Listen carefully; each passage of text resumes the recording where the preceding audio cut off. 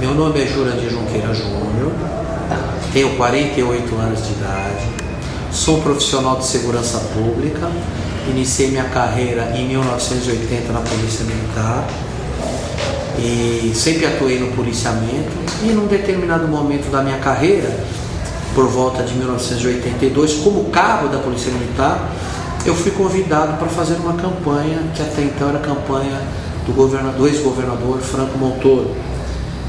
Disputava a cadeira no Palácio dos Bandeirantes, no lugar do então governador Paulo Maluf.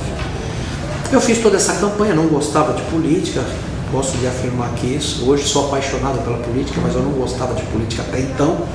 Mas o que me motivou a fazer a campanha foi o fato de servir na segurança pessoal do governador, que tem status, né? E também pela escala que nós tínhamos lá, que tinha uma certa folga, onde nós podíamos trabalhar depois paralelamente em uma outra atividade. E aí acabei me identificando com a política, né? Fizemos a campanha do governador Franco Montoro e depois, posteriormente, eu fui ao Palácio para trabalhar no Corpo de Segurança Pessoal. E ali acabei me identificando com a política, me relacionando com todas as pessoas da atualidade, inclusive, e onde me destaquei também numa época onde o secretário da Fazenda era o João Sayad. A esposa dele teve um carro furtado no shopping Portal do Morumbi, onde eu tive pleno êxito em localizar o veículo e acabei se destacando. Em 1985, já com praticamente 3 anos de governo Franco Montoro, eu fui convidado para trabalhar com o ex-presidente Fernando Henrique Cardoso, até então candidato a prefeito, disputava a prefeitura de São Paulo. E eu fiz toda a campanha com ele. E uma campanha muito bem sucedida, até no dia do debate final na Rede Globo, onde tivemos aquele episódio com o Boris Casoy, né? Eu estava presente aquele dia, no debate final, onde o Boris Casoy fez uma pergunta ao candidato até então, senador Fernando Henrique, e no dia seguinte foi aquele desastre, uma eleição praticamente ganha, nós perdemos, e posteriormente a derrota do Fernando Henrique, eu voltei para a segurança pessoal do governador Franco Montoro. No ano de 1996, aquela disputa interna, 1986, houve aquela disputa interna dentro do partido, até então eles eram PMDB, né? Houve aquela disputa interna do partido, onde o Mário Covas pleiteava a candidatura a governador e o Quércia como vice-governador também. Só que o Quércia, nos 4 anos de governo, foi o primeiro presidente da Frente Municipalista, ele fez todo um trabalho no interior durante os 4 anos e se fortaleceu, não tinha como, era o candidato natural. Houve aquela disputa entre os dois e no fim acabou ganhando o Quércia, saindo candidato.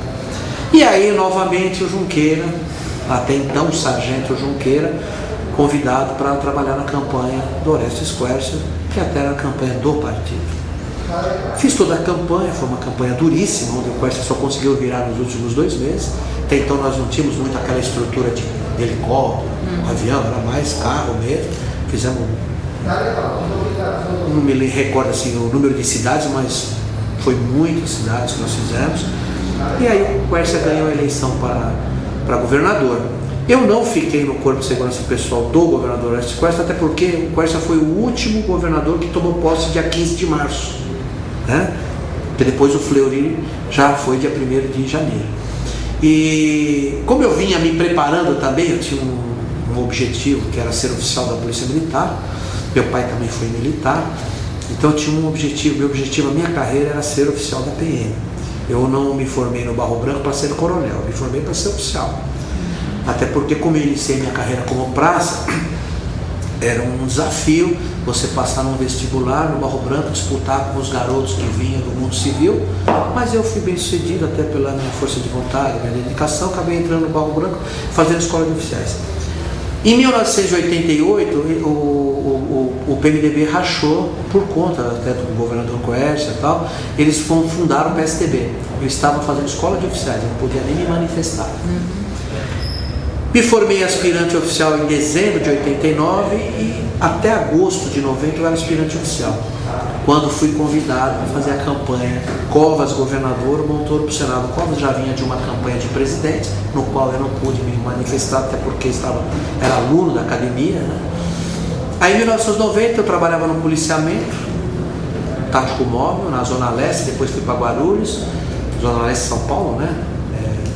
Na Vila Esperança, e depois fui para Guarulhos, e aí eu fui convidado. Como eu comandava o policiamento noturno, uma noite sim, uma noite não, durante o dia eu viajava com o Franco Montoro. Eu pegava o Franco Montoro ali no Ilan, na Colômbia 66, ele era presidente do Instituto Latino-Americano, e aí eu viajava com o Montoro fazendo a campanha, Covas governador e Montoro pro Senado. Perdemos as duas eleições.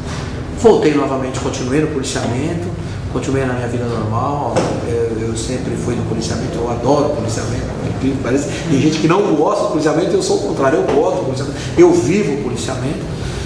E voltei para o policiamento. Em 1994, meu amigo, irmão Sérgio Kobayashi, pessoa no qual eu tenho um carinho muito especial, talvez ele nem saiba, mas é um carinho assim como se fosse de um irmão, que eu não tenho.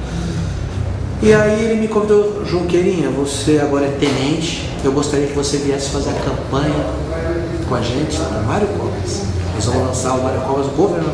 Até então, qual era o seu contato com o Mário Covas? Nenhum. Na política, nós não tínhamos um pouco contato, eu era mais ligado à equipe do Franco Montoro, né? Não tinha contato nenhum com o Mário Covas, só de vista. Ele foi prefeito, né? Na época do governo do Franco Montoro, ele era secretário de transporte, depois foi indicado prefeito biônico, né? Por 33 meses ele foi prefeito, fez uma excelente administração frente à prefeitura de São Paulo. Isso tudo eu acompanhei de perto, mas eu era sargento da segurança do governador. Então nós nos cruzávamos no evento, nos mutirões que o Montoro fazia, de guia de sargento, junto, Montoro não, Covas da cidade de São Paulo, junto com o Mário Covas, nos finais de semana eles faziam os mutirões de guias e sargentos, e eu acompanhava fazendo a segurança pessoal do governador Montoro. Em 1994, como eu já lhes disse, me convidaram para fazer a campanha. E era um desafio. Trabalhar com o Mário Covas era um grande desafio. E eu sempre gostei de desafios, né? Sabia que era muito difícil de lidar com o Mário Covas, mas eu falei: não, eu aceito sim. Por que era um desafio? Por que você já naquela Pela personalidade que ele tem. Que ele tinha uma personalidade muito forte, como eu tenho.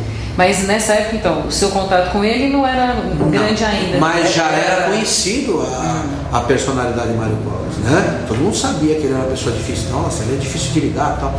E isso me atraiu. É difícil, eu também sou uma pessoa difícil de lidar. Fácil e difícil ao mesmo tempo. Precisa saber lidar. Né? Então você tem que buscar. Eu tenho assim uma postura assim, quando vou trabalhar com alguma autoridade, com uma personalidade, principalmente no meio político. Eu primeiro estudo a personalidade da pessoa, o modus operandi da pessoa. Essa é uma técnica que eu tenho de você. Eu te observo todo dia. Se eu fosse trabalhar contigo, como é que você se levanta de manhã? Como é que se você gosta de ser cumprimentado durante o período da manhã ou não? Tem pessoas que não gostam, que eles falam bom dia. Eu conhecia tanto o Mário Covas que eu olhava para ele, se ele tivesse cabelo molhado eu já não cumprimentava, já virava o rosto.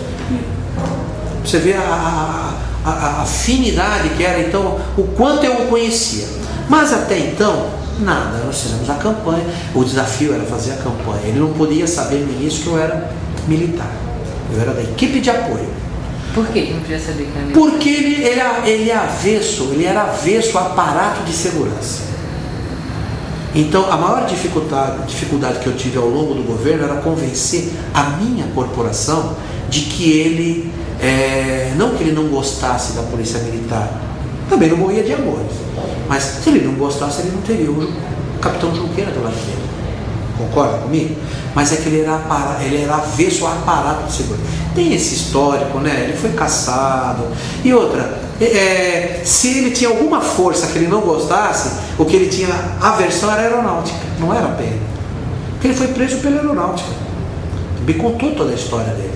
Ele foi preso pela aeronáutica, ele estava num evento, inclusive o Oswaldo Martins estava presente, um evento na Baixada Santista, e deram voz de prisão num jipe, levaram ele, sumiram com ele, mas na verdade ele foi preso e foi levado para a base aérea de Cumbica.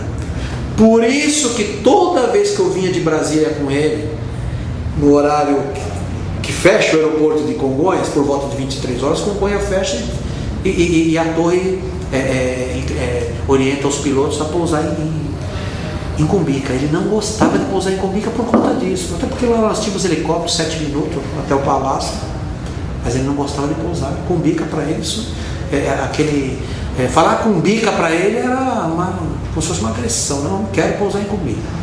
Bom, aí fizemos a campanha. Qual que era o seu papel na campanha? Era coordenar toda a segurança, toda a infra de segurança dele. Não só a segurança pessoal, mas toda aquela infraestrutura, deslocamento aéreo, terrestre, locais onde vai pousar o helicóptero, tudo isso era a minha responsabilidade. Ele fazia uma média como ele era senador, então ele fazia a campanha praticamente quinta, sexta, sábado e domingo. Isso na campanha de 94. Mas era assim, de 8 a 10 cidades por dia. Não era 1, 2, 3 cidades. De 8 a 10 por dia. Então eu tinha que pelo menos ter uma pessoa em cada cidade. Para ter motorista, um carro de apoio, para saber onde pousa o helicóptero. Agora, todas as cidades eu ia antes para eu tirar o GPS. As coordenadas geográficas para pousar o helicóptero. Então o helicóptero não podia ficar perdido na cidade. Ele tinha que chegar e pousar através do GPS. Então, mesmo que a minha equipe passasse por todas as cidades, eu tinha que voltar, eu tirar as coordenadas de madrugada, a noite inteira, e depois no dia acompanhá-lo. Não podia dar nada errado, porque ele cobrava de mim. Então nós fizemos, e graças a Deus fomos bem sucedidos, e ele foi eleito governador. Aí era interessante, porque aí eu ia ter que acompanhá-lo dentro do carro. Como é que você faz isso? Ele tinha um motorista da extrema confiança dele, que era o Arlindo Gomes, que era um sargento da PM, meu vizinho hoje, inclusive, e que era uma pessoa da extrema confiança dele. Que também tinha um certo ciúmes. Trabalhava com ele desde a época da prefeitura. Quem é esse tenente que está chegando agora? Vai chegar, me dar ordem e tal. Não era assim, eu sempre fui companheiro, então, tanto é que o tempo mostrou isso. Mas aí ele já era governador eleito. Então eu tinha que acompanhá-lo no carro. E o receio de chegar, eu entro no carro, não entro, e aí? Aquele impasse. Mas eu tive muita ajuda desse sargento, que começou a pôr na cabeça dele, né?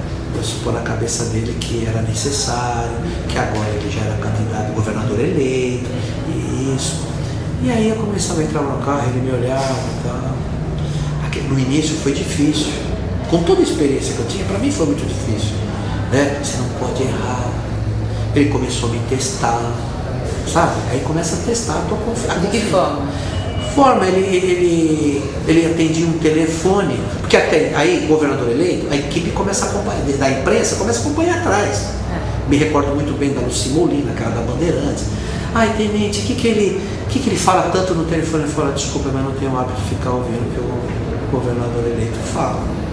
Então, ele começava a me testar, ele usava o telefone, ficava me perguntando, desculpa, governador, não estou prestando atenção no que o senhor está falando. Então, começou a criar ali ele já começava a me passar assim, me telefona para o Senado, quero falar com a Vilma, minha secretária lá e tal. E eu já, rapidinho, né? Porque eu já tinha uma experiência do governo, né? Ter trabalhado com o governador, não era ajudante de ordens na época, mas eu era sargento de segurança. Então, eu já entendia muito de cerimonial, de segurança, e até pelo meu jeito de ser. Eu, se fosse um político, eu gostaria de ter assessores como eu, que não me desse trabalho, dor de cabeça e que me facilitasse minha vida. Essa é a função de um assessor militar, de um ajudante de ordens. Então, a função do ajudante de ordens é facilitar a vida do governador, assessorá-lo da melhor forma, com competência, tá? Porque o que ele não pode trazer é aborrecimento. Porque o governador já tem aborrecimento demais no seu dia a dia, vai ter aborrecimento com sua casa militar, com sua assessoria militar. Isso não pode acontecer. Vamos voltar um pouquinho. Em que momento que o governador Mário Covas ficou sabendo então que o senhor era um muito tenente? Interessante. No primeiro debate da Rede Globo, como eu já havia antes da entrevista, eu já estava dizendo a você, o governador em exercício, ele assina um decreto disponibilizando uma infraestrutura de segurança para cada candidato, independente da sigla partidária. Então, por exemplo, o PT tem disponível um oficial e 5 praças. Depois, na reeleição de 98, eu acertei com o governador para que fossem 2 oficiais. Por quê? Porque eu queria colocar um amigo meu para dobrar comigo a campanha. Na verdade, não era dobrar, eu ia trabalhar todo dia, mas era um a mais. Então, hoje, normalmente você pode observar que no decreto sai 2 oficiais e 5 praças. Essa mudança fui eu que orientei para fazer. Mas em 94 era um oficial e 5 praças. No debate ele tinha que saber que oficialmente tinha à disposição dele um oficial e 5 praças. Até então ele não sabia? Não. O senhor estava acompanhando não, ele? Não, eu acompanhava e não sabia. Eu sabia que era uma equipe de apoio. Mas aí foi criando aquela relação, porque ele foi gostando do método de trabalho meu, né? Eu consegui organizar o que ele dizia para todo mundo da equipe dele. Essa área da minha campanha era a mais desorganizada e passou a ser uma das mais organizadas. Até pela experiência, não porque eu sou bom, mas pela experiência que eu tinha e que eu gosto de fazer. E aí ele passou a admirar o meu trabalho, até me incumbido de funções que não me competia, mas eu fazia até para ajudar. E assim nós fizemos a campanha. Então, quando chegou nas vésperas do debate final, do primeiro debate da Rede Globo, o Oswaldo Martins, o Robson Marinho, que era o coordenador geral da campanha, tinha que falar para ele. Ele falou: governador, então agora só precisa saber que tem. Como é que é? Tem um tenente e 5 policiais. Tenente? Quem é? É o tenente Junqueira. Aquele garoto, aquele menino é tenente, né? Que a gente dele, tenente. Bom. E aí, mas eu não estava presente quando foi dito isso aí. E ele foi para o debate sabendo, se alguém questionar, só está usando a máquina, não. Foi disponibilizado para mim e para todos os candidatos. Então ele tinha que saber para não ser pego de surpresa numa eventual pergunta. Bom, e aí ele ficou sabendo, no primeiro encontro nosso, ele parou, olhou para mim e falou: você é tenente da PM? Eu falei: sou, senhor. Algum problema? Eu achei até então eu não sabia que isso tinha ocorrido. Algum problema? Eu fiz alguma coisa de errado? Tem algum problema que o senhor quer? Não. Ela tá muito bom para ser verdade. Mas você é tenente, né? Eu falei: tô. Algum problema? Não, o senhor fala para mim que, né, nós não somos 100% perfeitos, a gente procura buscar perfeição, mas não houve nada. Tá bom. Eu fiz aquela cara assim, continuando meu trabalho. Eu mal me comunicava com ele na campanha. Eu fazia o meu trabalho. Eu recebia do Tião Farias, ou até mesmo do Serginho, ou do Carlos Marini, toda a relação das cidades, um dia antes. Imagina eu fazer 10 cidades em Presidente Prudente um dia antes. Mas eu estava nesse dia fazendo o Vale do Ribeira. No dia seguinte, eu tinha que estar lá com o candidato. Então a noite inteira nós virávamos uma noite sem dormir, fazendo precursor, contactando com as lideranças da cidade, tirando coordenadas de madrugada no campo de futebol, para poder pousar helicóptero, ainda passar piloto de madrugada para ele poder pousar no dia seguinte. Mas foi uma maravilha. Essa campanha foi fantástica. Bom, quando ele ganhou a eleição, nós também tivemos, ele me chamou, aí ele começou a me testar desta forma. Ele chegou para mim e falou: olha, eu vou passar uns dias no spa em Campo do Jordão, eu quero que você verifique para mim, eu não quero que ninguém saiba, tá? Eu quero repousar uma semana lá, tá? Bom, eu fui para Campo do Jordão, tirei as coordenadas do lugar, ninguém sabia. Só ficou sabendo porque aí ele fugiu do spa, né? E foi comer uma macarronada no centro de Campo do Jordão. Né? Aí todo mundo viu, a imprensa viu, aí foi por culpa minha. Aí faltando uma semana, eu comecei já depois a acompanhar ele no carro, né? Pedia para mim fazer ligações, e eu muito rapidamente, né? Quer dizer, procurar mostrar a competência que eu tinha, né? E que eu realmente estava apto para desempenhar uma função próxima ao governador. Essa preocupação eu tinha. E tinha uma preocupação já, quando fui convidado para ser ajudante de ordens, de procurar desempenhar contento, com competência, até pela forma, a exigência que ele tinha, o Maricova você não podia falar para o Maricova: não sei. Não existe não sei para um governador. E eu concordo também. Você pode não estar sabendo de um assunto, mas você tem que se inteirar. Então, dia a dia, você tem a obrigação de se informar tudo o que está acontecendo dentro do Estado. Isso eu era muito bem informado. Então, eu todo dia, por volta de 7 horas da manhã, eu já tinha todas as informações que ocorriam no Estado, o que estava acontecendo, as últimas informações. Eu passava todo um relatório para ele, detalhado. E além de você saber tudo aquilo sobre o fato, você tinha que saber além daquilo. Né? Porque ele ia te apertando, ele ia te testando, ele ia te... Então sempre foi assim. Aí... Tem para já? Vamos voltar só um pouquinho. Como é que foi o convite para o senhor ser ajudante de ordens? Eu acompanhei todo o processo da transição que foi feito ali na USP. Né? Montou-se o governo de transição ali na USP. E eu participei, vou dar um exemplo, que isso é interessante. Um dia ele chegou para mim à noite, na transição, na época da transição, ele foi jantar com a dona Lila no Dinhos Place da Avenida Morumbi. Chovia muito, muito, aí ele para o carro. Eu sentado na frente, o motorista, e a Lila e a dona Lila atrás. Aí uma placa, até para visualizar a placa era difícil, uma obra, né?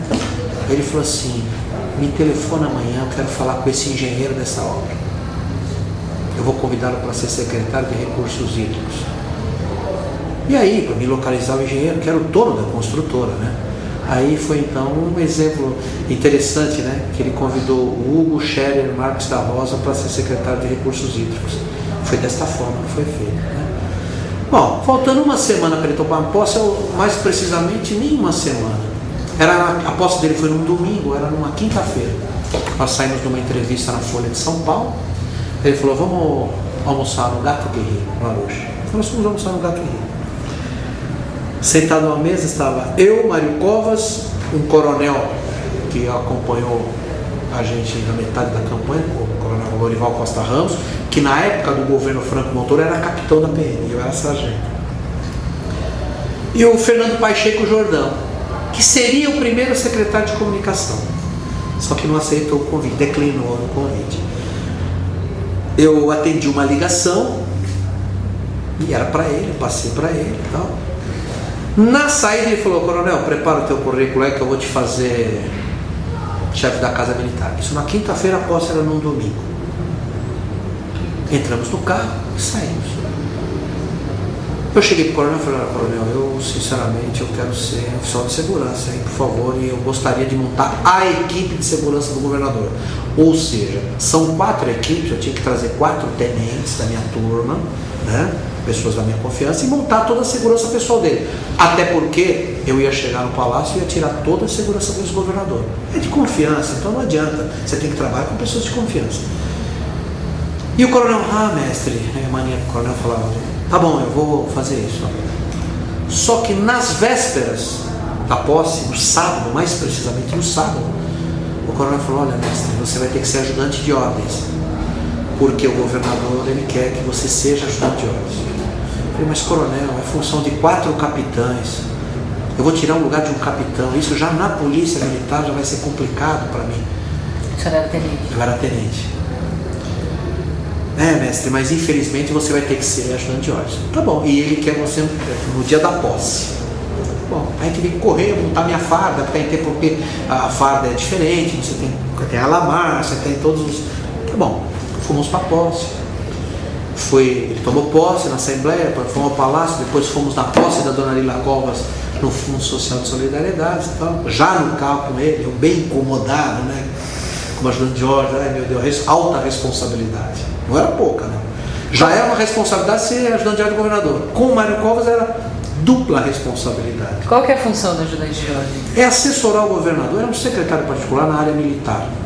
Ou seja, dentro do palácio, não tanto. Também, você assessora direto, porque você está numa mesa ao lado da porta do governador. Tudo passa por você. Mas fora do palácio é total, ele te cobra tudo. Então ele quer falar com o secretário, é você que faz. Ele quer falar com o presidente da república, é você que faz. Ele quer falar com o ministro, é você que faz. Então tudo. Então você é uma vida muito ligada ao governador. Quando é 4 oficiais, 4 capitães,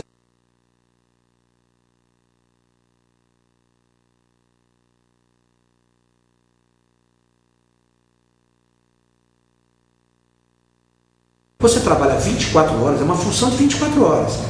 O governador se recolhe na área residencial, você fica no palácio e pernoita, que a qualquer momento ele pode te chamar. Mas também depois de 24 horas você vai embora. No meu caso não foi bem assim. O que aconteceu? Foi inédito na história de São Paulo o que aconteceu comigo. Tanto é que eu era conhecido no Brasil inteiro porque eu era o único ajudante de ordem de um governador. E quando os governadores se reuniam, porque uma vez por mês havia a reunião de governadores. A primeira foi no Palácio da Alvorada, com o presidente Fernando Henrique. Foi até interessante até.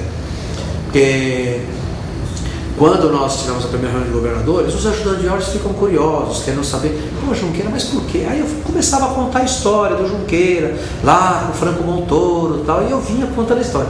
E todo mundo ficava curioso. Quando se falava do presidente Fernando Henrique, que eu havia trabalhado com ele 1 ano, Todos, mas era unânime, não falavam para mim, mas falavam, esse tenente é mentiroso, cheio de papo, como que o presidente da República chama ele pelo nome? Para mim era uma coisa natural, porque eu já vivia aquilo ao longo dos anos. Terminou a reunião de governadores, os governadores saindo da sala de estar da presidência, você conhece o Alvorada, você tem a entrada, você tem os espelhos d'água, você tem a entrada, tem uma sala de estar, à esquerda é a biblioteca e nós ficamos concentrados ali. O presidente fez a gentileza de sair do meio dos governadores, na frente do ajudante de ordem, e me abraçar e me cumprimentar. Aí os caras viram que não estavam mentindo, né? Aí eu fiquei conhecidíssimo, mas, nossa, o presidente veio conversar com o Junqueira, chamou ele pelo nome, me abraçou, ainda brincou, Mário Covas está te tratando bem, Junqueira? Aí o governador olhou para mim, né? Não, o governador é uma pessoa espetacular, o presidente, excelência, ele me trata muito bem. Então, é um fato interessante que eu quis comentar. Aí eu iniciei a função de ajudante de ordem. Só que Mário Covas chegou e tinha um objetivo: extinguir a Casa Militar.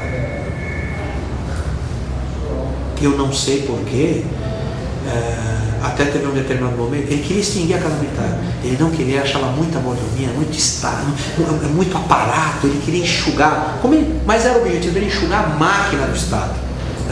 Na época eu me recordo que havia 900 e poucos, de 800 a 900 policiais militares na Casa Militar, ele já mandou de cara cortar para 400, mas foi olha, você não faz ideia. E eu exercendo aquela função como tenente, com mais 2 capitães, porque de cara ele já cortou um.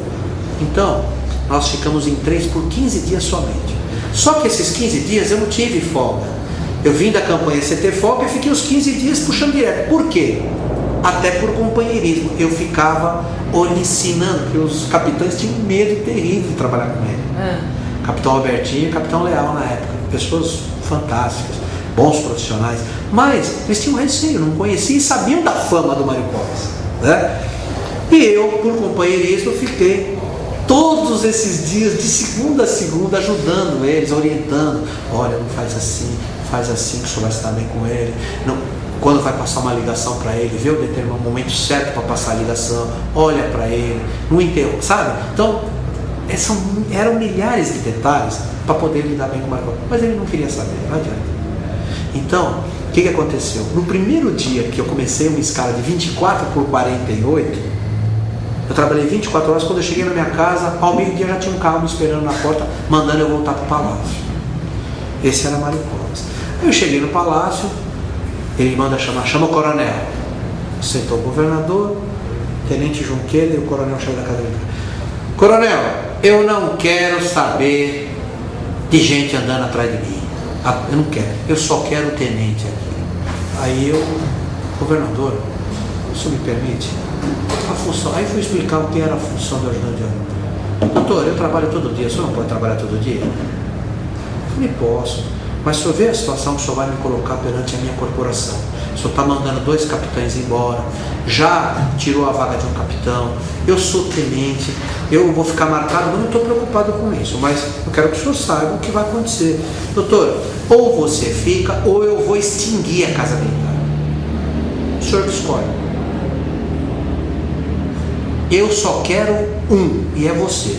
O resto eu não quero.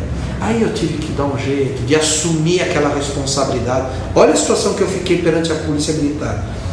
Ou eu assumo essa responsabilidade e mantém-se a Casa Militar, mas eu teria a responsabilidade para a minha corporação de ser, sabe, o cara não quis ninguém do lado e tal. Ou eu assumiria uma responsabilidade, a polícia me culpando de ter extinguido a Casa Militar porque eu não quis ficar sozinho. Então eu preferi ficar sozinho e me sacrificar.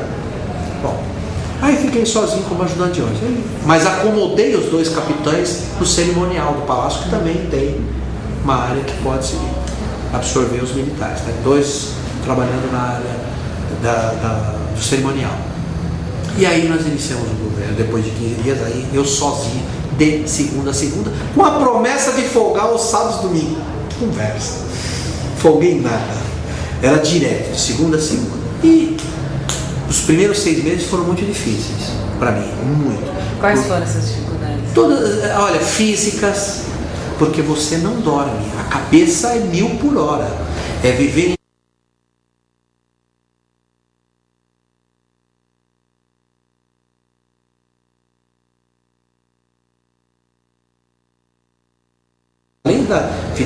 pessoal do governador e tudo que cerca o governador, de informações, de estrutura, né? Viajando de 8 a 10 cidades, de terça, quinta e sábado. Os primeiros 4 anos de governo foram 645 municípios, viajando de 8 a 10 cidades, terça, quinta e sábado. Em todo o seu junto?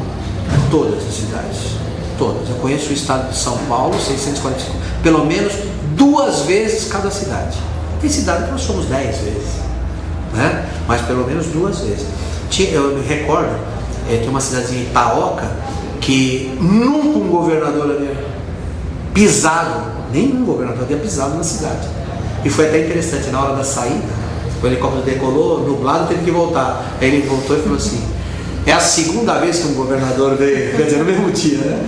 Então foi muito interessante. Então nós fizemos, os 4 anos foram muito difíceis. A primeira semana de governo, me lembro bem, era secretários e secretários chegando, secretário de Segurança, Assuntos Penitenciários, chegando para o governador: a partir de amanhã a Polícia Militar, né, a Polícia Civil sai com as viaturas porque o governo anterior não paga os combustíveis da Petrobras há 6 meses. Governador,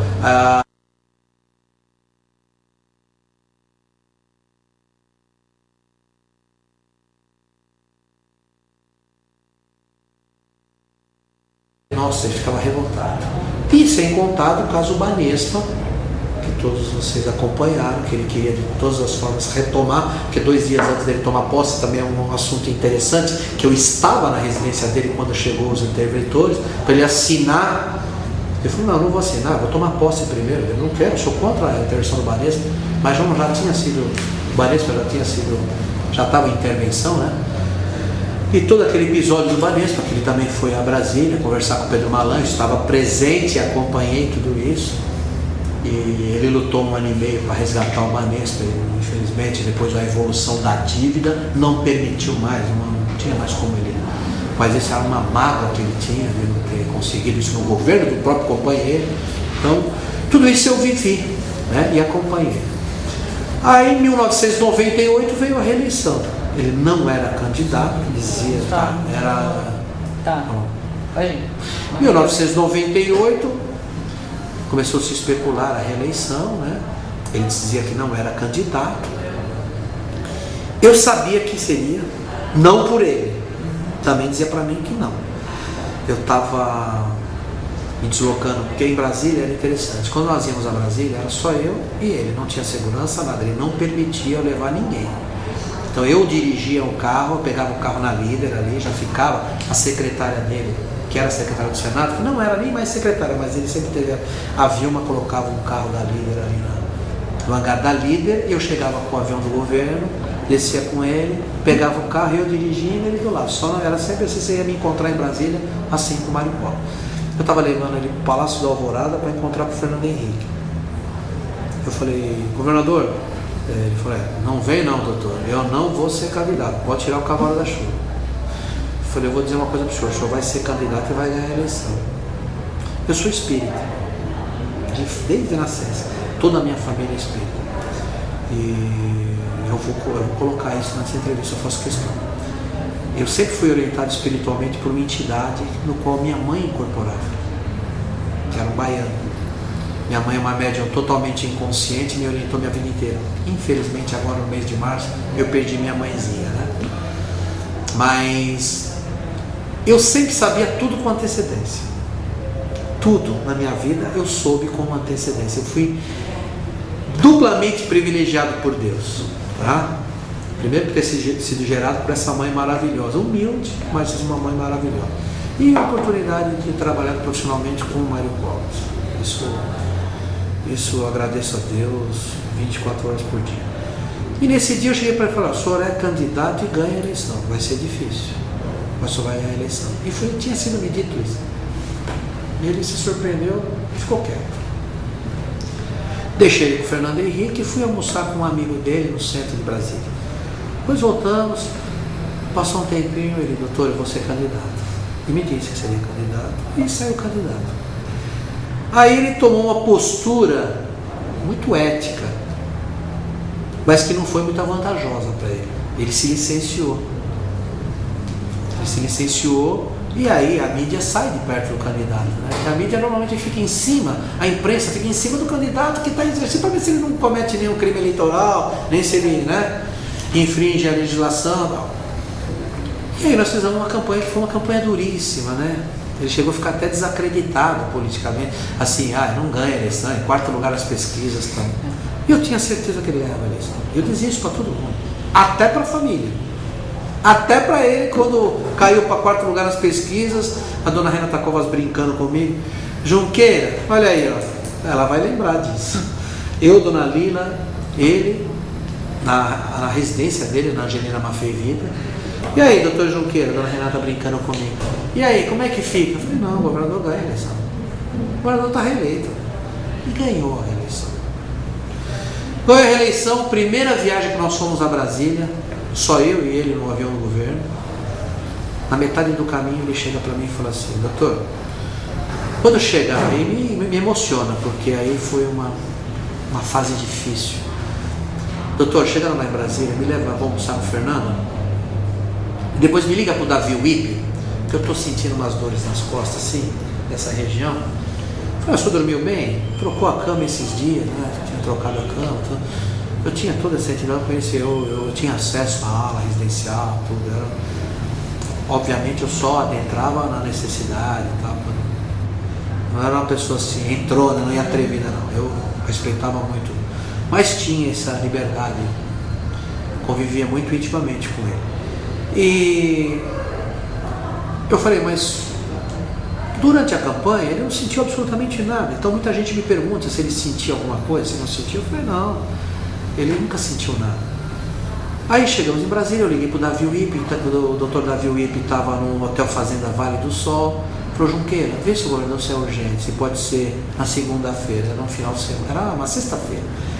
Eu falei, em princípio, doutor, pode ser na segunda-feira, mas caso contrário, assim que eu pegá-lo, eu ligo para o senhor, se porventura precisar ser antes.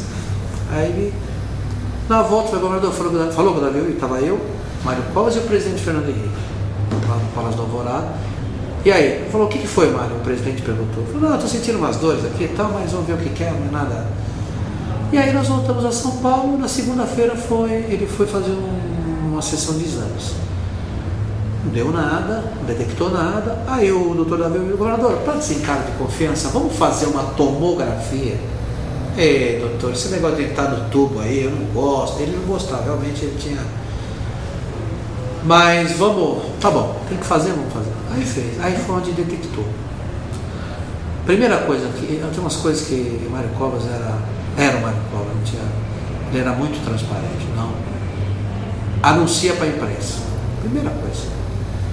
Não, mas não é melhor, anuncia para a imprensa. Ele foi aconselhado a fazer cirurgia também fora do país. É o melhor hospital aqui, eu vou fazer no Incor, que é isso, os melhores médicos, tem essa, vamos fazer aqui. E aí resolveu-se, faz a cirurgia. Foi feita a cirurgia, eu fiquei às 9h30 na porta do centro cirúrgico. Às 9h30 eu fiquei na porta. Eu recebi informações do Sami Arap, que era o urologista, ele passava as informações para mim, ele explicava até como foi feita a bexiga, com parte do intestino, tudo, me mantinha informado. E a primeira pessoa que ele teve acesso na unidade de terapia intensiva, já quando ele já começou a voltar da anestesia, foi comigo. Ele mandou me chamar, que ele queria saber de algumas informações. Tá? Bom, aí voltou para o quarto e tal, bem, uma cirurgia bem sucedida e tal. Num determinado momento, a equipe toda reunida mandou me chamar, porque nós tínhamos um PCzinho nosso, né, um posto de comando nosso, ao lado da sala dele, no sexto andar, que a gente estava sempre assessorando. Aí os médicos me chamaram, juntamente com a família, e falaram, olha, tem uma mensagem a Garcia para você, o governador quer que você faça esse trabalho. Que ninguém soube, nem a imprensa, nunca foi divulgado. Precisava levar todo o material coletado da cirurgia, né, em 2 caixas de isopor, para o Memorial Hospital de Nova York, que era para o médico, o papa do câncer no mundo, o número 1, que mais conhecia de todo tipo de câncer, era esse médico. Então alguém tinha que levar, e o escalado era eu. E assim eu fiz, dia 21 de dezembro de 98, eu fui levar todo o material coletado para o Memorial Hospital de Nova York. Eu que fui levar. E retornei em seguida. Bom, ele saiu do hospital, recuperou, teve a posse, mostrei as fotos para você, né? Tem as fotos aí. Porque o governador Geraldo Alckmin tomou posse primeiro, depois o governador Mário Covas. Foi uma posse emocionante, um discurso muito forte. E aí nós retomamos, iniciamos o segundo mandato. Como é que era o seu relacionamento? Quando você foi convidado para ser ajudante de ordens, tinha aquele receio, você falou que era um desafio, que já sabia que era difícil. E aí depois, ao longo desse período de Para mim foi como muito fácil, até porque eu comecei a perceber que as personalidades eram muito parecidas. Então, por exemplo, ficou fácil para mim por conta disso. Eu, mesmo se eu não tivesse a mesma personalidade dele e tivesse a disposição de desempenhar aquela função, porque eu podia não aceitar, concorda?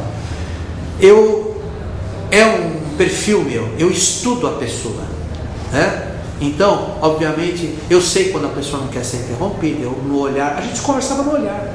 Tanto é verdadeiro isso que os secretários, quando nós discutíamos, e Mário Covas gostava disso, por incrível que pareça, desde que você tivesse fundamentado, desde que você tivesse embasado, se você tivesse realmente com todas as informações, ele gostaria, por mais certo que você estivesse, ele gostaria que você discutisse com ele, não simplesmente baixasse a cabeça. Ele não aceitava lidar com pessoas que diziam amém a tudo, aí ele se irritava. Você tinha que contra-argumentar, você tinha que discutir, impor o seu ponto de vista, você tinha que... Ele gostava de pessoas assim. E eu o enfrentava, até também porque conhecia ele. Então eu tinha situações difíceis com ele. De eu discutir, não concordo, governador. Eu vou te dizer assim, vou dar um exemplo muito engraçado até. Nós estávamos no gabinete com 5 secretários, ali na sala das secretárias, de frente às secretárias, 5 secretários, o Mário Covas sai do gabinete com o celular, me empresta por gentileza o celular. Um celular ele fazia assim, doutor, porque ele se apegava, quando ele estava irritado com alguma coisa que não ia bem no governo, porque a mídia, a imprensa batia muito nele. Por quê?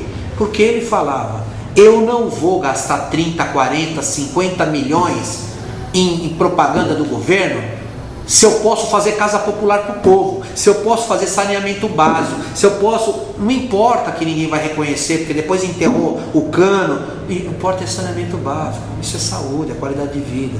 Então eu não vou jogar 50, então ele não fazia propaganda, a imprensa batia, então ele se irritava, então constantemente, olha, era incrível, ele saía da ala residencial, eu batia o olho nele, eu sabia se eu podia falar pontinho ou não, sem precisar falar. E quando alguém ia falar alguma coisa, vinha perguntar para mim, Junqueira, o que você acha?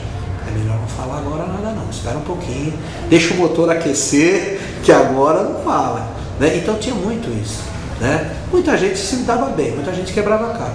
E eu sempre fui muito companheiro de todos, porque quando eu estava no interior ou em qualquer outro lugar, que eu vi ele conversar com alguém em alguma demanda, reivindicação, na cidade, por exemplo, um prefeito, governador, faz 6 meses que o senhor liberou a construção de 500 casas populares, até agora nada, eu já estava ligando para o secretário da habitação, eu já estava falando com o presidente da CDHU, olha, já deixa na mão aí que ele vai te cobrar, tal. Então quando ele falava, me liga, eu falava para o secretário da habitação, então eu me antecipava nas coisas, então eu facilitava a vida. Então eu costumo dizer, eu gostaria de ter uma assessor como eu, entendeu?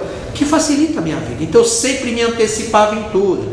Vou dar um exemplo, Max Sully Plaza, presidente da República na mesa, ele do lado, e a rebelião comendo solta na casa de detenção, e eu tenho, até atearam fogo, os presos ateando fogo nas celas e tal, eu precisava passar informação para ele, pegando pelo celular e fazendo um relatório no qual eu tinha que passar para ele antes da imprensa fazer as perguntas para ele. Quer dizer, ele não estava sabendo, aconteceu nesse intervalo de tempo do deslocamento do palácio até o evento. Então eu passava relatório para ele, ele lia os relatórios na íntegra. Falou, acabei de receber a informação assim, ele lia na íntegra. Então, tudo isso é uma responsabilidade.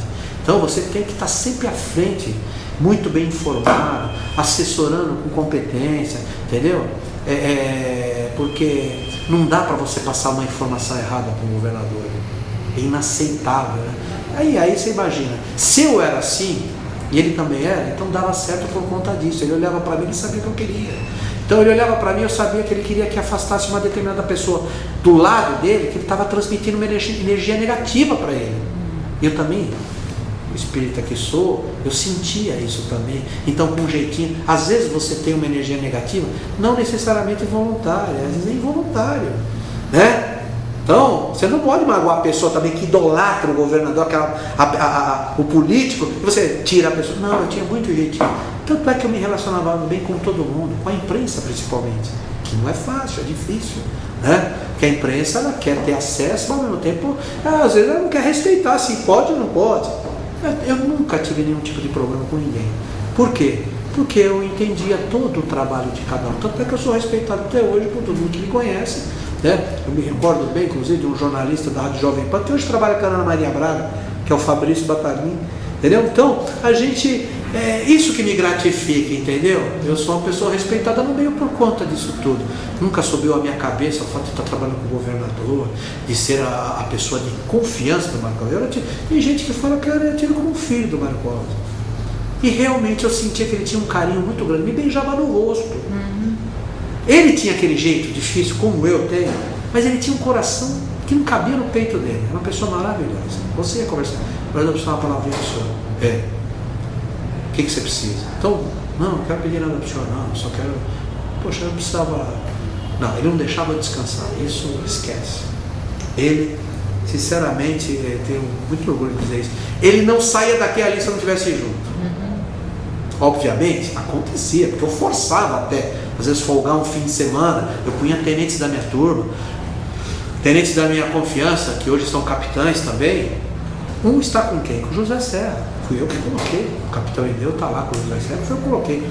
Tanto é que depois que Mário Covas faleceu, o Geraldo Alckmin me convidou, permaneci com o Geraldo Alckmin, depois de um ano e pouco pedi para ir embora, fui para o Tribunal de Contas do Estado com o Robson Marinho, depois o Serra me trouxe para montar a equipe dele e cuidar dele, até a campanha de prefeito, fiz a campanha dele de prefeito, ele foi eleito, eu pedi para passar para a reserva na PM, eu já tinha 30 anos, quando entrei na PM, estava ali no meu contratinho de trabalho, 30 anos. E eu cumpri os 30 anos e assim passei para a reserva. Fui convidado pelo Cainho, que falo assim que eu tenho um carinho muito grande por ele, Caio Luiz Carvalho, que foi ministro Fernando Henrique do Turismo, é o presidente da São Paulo Turismo, ele me convidou, acertou com o prefeito até então, na época, hoje o governador José Serra, e eu vim trabalhar com ele. Agora, nesses anos aí, nesse relacionamento tão próximo com o Mário Covas, o que só o Tenente Junqueira viu, que sabe, que ninguém mais sabe? O que eu vi vai morrer comigo. Conta alguma coisa aqui para nós. Não, me perdoa. Confiança não se compra, confiança se conquista. E eu era uma pessoa de extrema confiança dele. E tenho certeza que ele nunca teve essa preocupação, até porque ele nunca me pediu para guardar a vida pessoal dele. Então tem coisas que só você viu, só você presenciou. É você que deve estar dizendo, eu não sei. Você está tentando, eu não sei. Nada Tantos anos próximos assim? Sim. Mas o que eu posso dizer a você é tudo o que eu estou dizendo. A vida pessoal dele só cabia a ele e a Deus, né? Então, o que eu quero dizer a você é o seguinte: eu tenho muito orgulho de ter trabalhado com o Mário Covas. Pra você ter uma ideia, não que eu não amasse meu pai. Eu perdi meu pai em 1992 nas mesmas circunstâncias de Mário Covas e não pude e não tive oportunidade de cuidar do Mário Covas como eu cuidei. Estou falando isso muito tranquilamente, que todo mundo sabe o carinho e o amor que eu tratei Mário Covas toda essa fase e principalmente na doença. De ajudar de trocar a bolsa colostômica, de ter que enfrentá-lo para poder tomar a medicação, de ter que brigar com ele para fazer com que ele entender que tinha que trocar, que tinha que fazer isso, tinha que fazer aquilo, tá? Tem um fato interessante que eu gostaria até de colocar. Se você trabalhar um mês, de segunda a segunda, depois você me fala, e olha, não estando sob pressão, né? Porque você está trabalhando, não só com o governador Mário Covas, mas imagina você estar assessorando um governador. É uma pressão constante, é uma alta responsabilidade. Sendo o Mário Covas mais ainda. E todo o aparato e estrutura que eu tinha subordinado a mim. Eu não era o chefe da Casa Militar, mas eu tinha uma responsabilidade total. Eu não cuidava só. Desempenhar o meu papel tão e somente de 4 capitães era uma moleza para mim. Agora você imagina você ter que cuidar de toda uma estrutura, os amigos que estão subordinados a você protegê-los, porque politicamente é um jogo de interesse, e querem tirar as peças daqui, querem colocar outro ali, querem tirar um tenente daqui, e você tem que cuidar de todo mundo. Então você tem que abraçar todo mundo. É um time. Eu sou assim. Time é time, equipe é equipe. E eu era o responsável por essa equipe. Então eu me tornava uma pessoa muito mais difícil do que Mário Covas. Por quê? Além de eu ser tão exigente, tudo recaía sobre mim. Tudo. Ele não cobrava do Junqueira.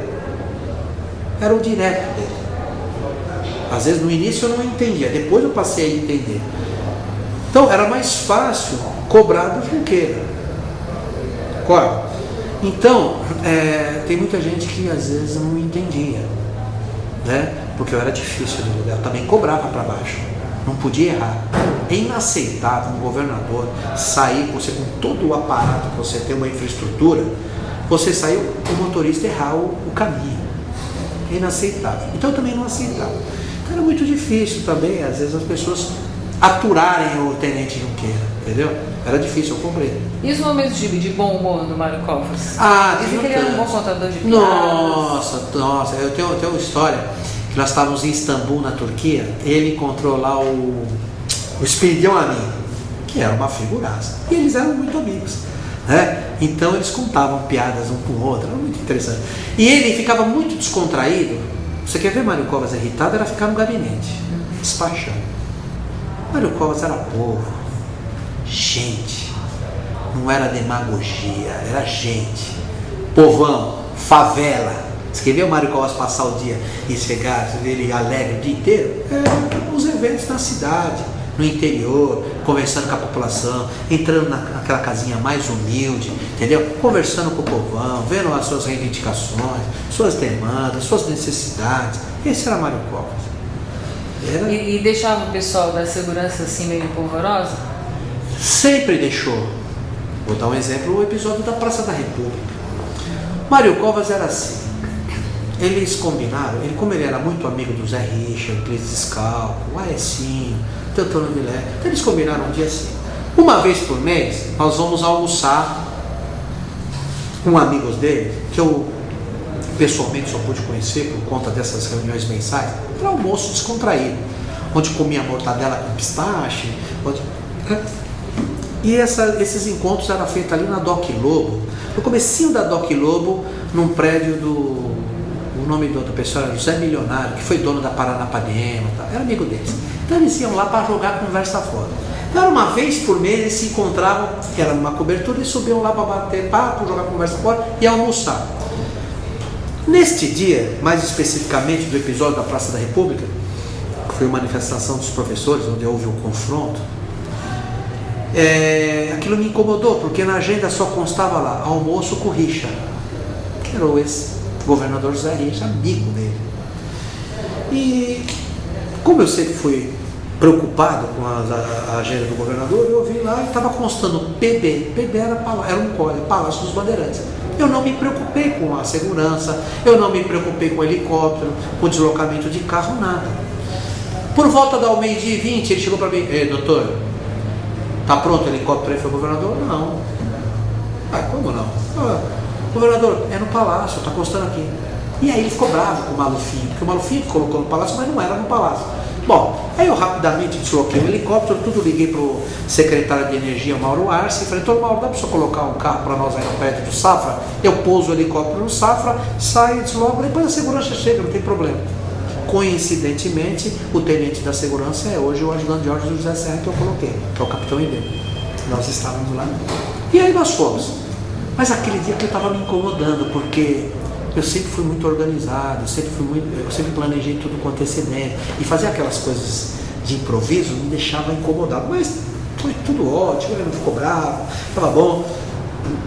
Chegamos no local, subimos até a cobertura e tal, eu estava incomodado, eu esperando a segurança chegar, eu desci até o France Café que tinha do lado, fiquei esperando a segurança chegar e tal. Subi novamente: ô doutor, senta aí, almoça com a gente e tal. Não, governador, não quero. Estava incomodado, né? Porque não deu certo, não sei porquê, porque também não foi culpa nossa, mas deu tudo certo no final. Num determinado momento, o Malufinho me chamou, o Malufinho era o secretário particular dele, estava junto, falou: Junqueirinha, dá uma olhada, vê a possibilidade de sairmos daqui até a Praça da República. Eu falei: mas não vou nem olhar, não há essa possibilidade. Eles obstruíram a entrada, tá? Eu expliquei tudo e tentando evitar que o governador fosse até lá. Aí eu subi novamente, ele falou: ô doutor, e aí, nós vamos de helicóptero? Eu falei: não vamos de forma nenhuma, né? Eu estou tentando impedir que isso vá, porque, não, você está com medo? Eu falei: não estou, governador, estou tentando preservar o senhor, só isso. Vai haver confronto lá. Não, vamos. Aí eu desci: vamos. Eu sentado à frente do carro, o motorista, não minto, eu sentado atrás dele, ele sentou na frente, o Malufinho sentado atrás comigo e o motorista. E eu falei para o tenente da segurança: olha, na hora que chegar lá, a imprensa toda presente, na hora que chegar lá, eu fico na frente dele, você atrás. Existem umas formações de segurança que tecnicamente é tipo uma formação diamante, né? A autoridade está no meio, o oficial está na frente, um atrás, e isso foi fundado com, chama Operação Diamante. Quando nós fomos chegamos na entrada, estava totalmente fechada, destruída, e a tropa de choque em linha, do lado interno da secretaria.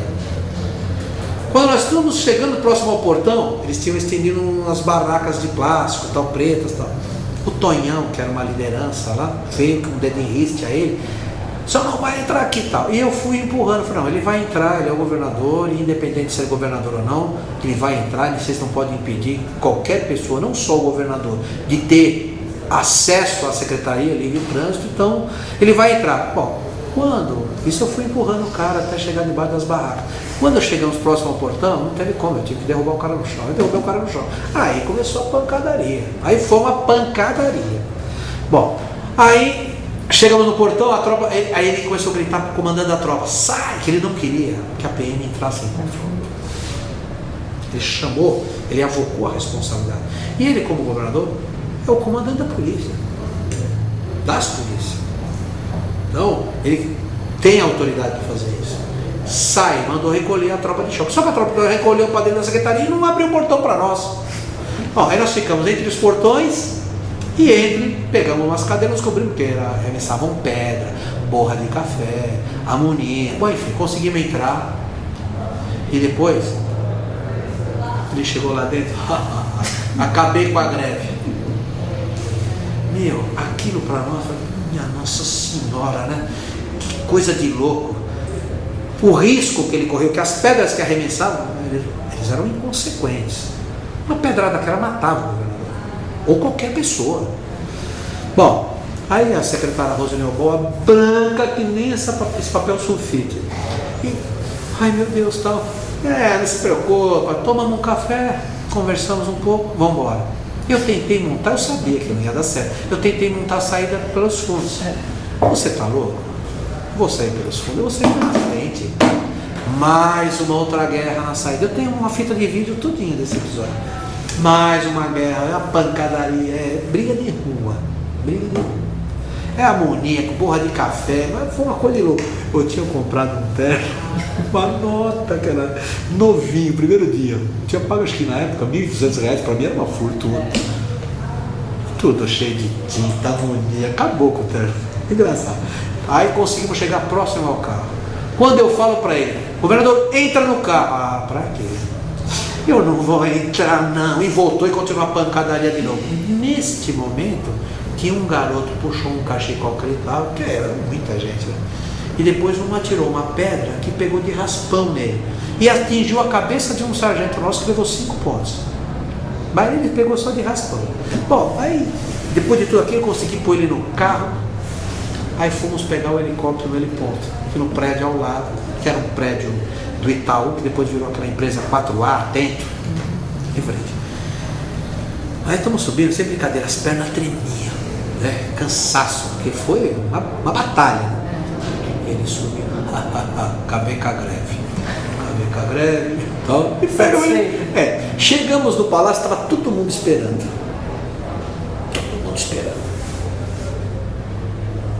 Aquele dia eu fiquei aborrecido com o filho do... Ele tinha até razão, mas não foi por culpa nossa. o Zuzinha fez um comentário no gabinete mais ou menos assim: meu pai, todo mundo lá esperando.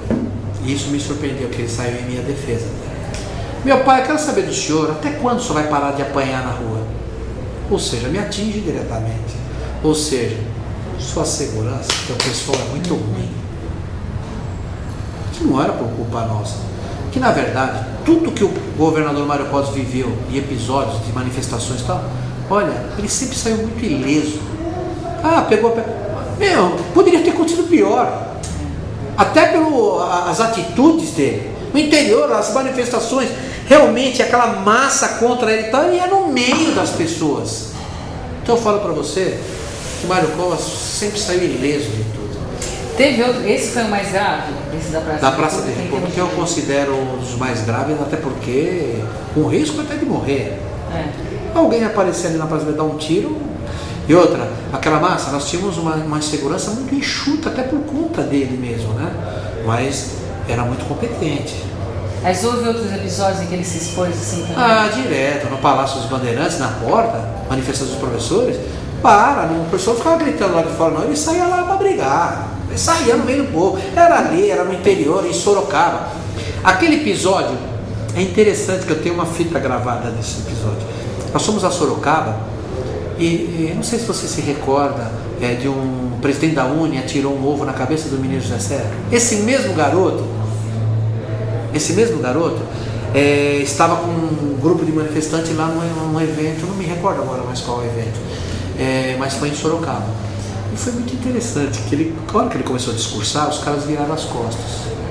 Aí ele vira e fala assim: olha, tem gente que, mais ou menos assim, tem gente que escuta pelo ouvido, tem gente que escuta, e tem gente que escuta pelo buraco que quer. Mas olha, ele tinha umas tiradas interessantíssimas. Olha, os caras só não aplaudiram ele, porque eles estavam, aí era dar pontos para Mário Covas, mas era muito interessante. Então ele não aceitava, ele encarava, peitava e não tinha quem fizesse ele mudar o ponto. Nem família, nem Junqueira, nem ninguém. E vocês ficavam numa situação. Infelizmente a gente tinha que encarar e procurar protegê-lo da melhor forma possível.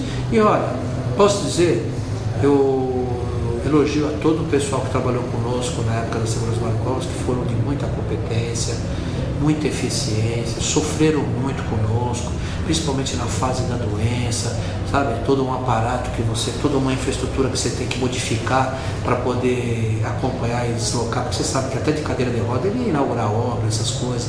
Então você imagina uma pessoa do perfil do Mário Covas, sofrendo de uma doença que você vê que não tem mais solução, né? Ou seja, está caminhando com um fim, e com a cabeça que ele tinha, foi muito difícil, né? Ele já era uma pessoa difícil de temperamento, ficou mais exigente ainda, mais irritado, ele se irritava muito mais facilmente, é até compreensível, né? Então, foi uma fase muito difícil, mas muito gostosa também. Ele sabia que você é espírita? Sabia. Vocês conversavam? Muito. Sabia tudo, sabia. Muito. Conversava e passava muitas informações para ele e para a família. Muito orgulho também disso. Isso é um privilégio que Deus nos deu e que aquilo que eu falo, é uma cadeia, né? O privilégio que Deus me deu por ter essa mãe maravilhosa, que infelizmente agora dia 18 de março eu perdi, né? Mas que tenho certeza que está em bom lugar por tudo que ela fez para as pessoas, a vida inteira trabalhando, fazendo caridade para as pessoas. Ela teve a oportunidade de ir no INCOR, visitá-lo. Ela foi. Qual que é o legado de Mário Covas para você? O legado que eu levo de Mário Covas é continuar nossa caminhada com responsabilidade, competência, seriedade acima de tudo, lealdade, né? E cuidar dentro das suas possibilidades. Então, o legado que ele nos deixa é continuar, acho que nós estamos no caminho certo, com seriedade, com honestidade, lealdade, procurar administrar coisa pública com competência, né? E tem uma frase dele que eu li e ele disse uma vez que é assim: diante da dificuldade só há 3 alternativas possíveis. você deve enfrentar, você deve combater e você tem que vencer.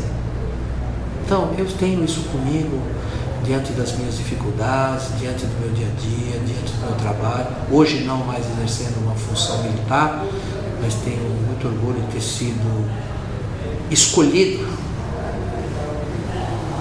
como profissional de segurança para cuidar de Mário Covas. Eu, com muita humildade, eu digo a você que eu procurei fazer isso com muita competência. Eu abri mão da minha família para cuidar do Mário Covas. Eu tenho certeza que eu cumpri esse papel com competência, com amor, muita dedicação, e eu tenho certeza que onde quer que ele esteja, ele está sempre próximo da gente, e que a confiança que ele depositou em mim, eu nunca o decepcionaria e nunca decepcionarei. E nós vamos nos encontrar um dia, tenho certeza disso. E o que te levou a toda essa dedicação, a abrir mão de outras coisas da família para o Mário Covas? É interessante essa pergunta. No início eu não saberia te responder, porque eu tinha plena certeza que não daria certo. Até porque eu tenho uma personalidade também muito forte. Me comparar com o Mário Covas? Jamais. Mas, por exemplo, nós tínhamos uma personalidade muito parecida. Muito. Agora, ele era de uma competência e de uma inteligência acima do normal. Eu, sinceramente, me surpreendi. Ele conhecia o mundo como se tivesse visitado o mundo inteiro, né? Ele tinha uma capacidade intelectual assim, que você acompanhar, você não acompanhava, mas você tinha que estar sempre se informando, se inteirando, para estar sempre, né, ao alcance dele, né? Mas foi apaixonante. Eu me apaixonei pela pessoa assim, Mário Covas, né? Até pela pessoa que ele era, uma pessoa do povo, uma pessoa preocupada com a pobreza, com a diferença social, né? Era impressionante, não era demagogia.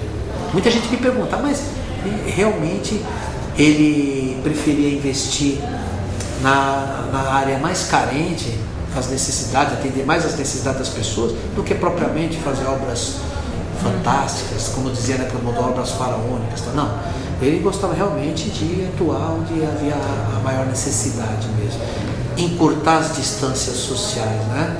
Qual seria a principal característica do Mário Covas? Uma marca registrada do Mário Covas? Seriedade na coisa pública.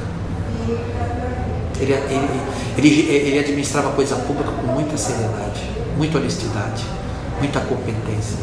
Então, isso me marcou muito, né? Ele era muito preocupado com a coisa pública, em administrar a coisa pública. E um defeito do Mário Covas? Ele era teimoso, né?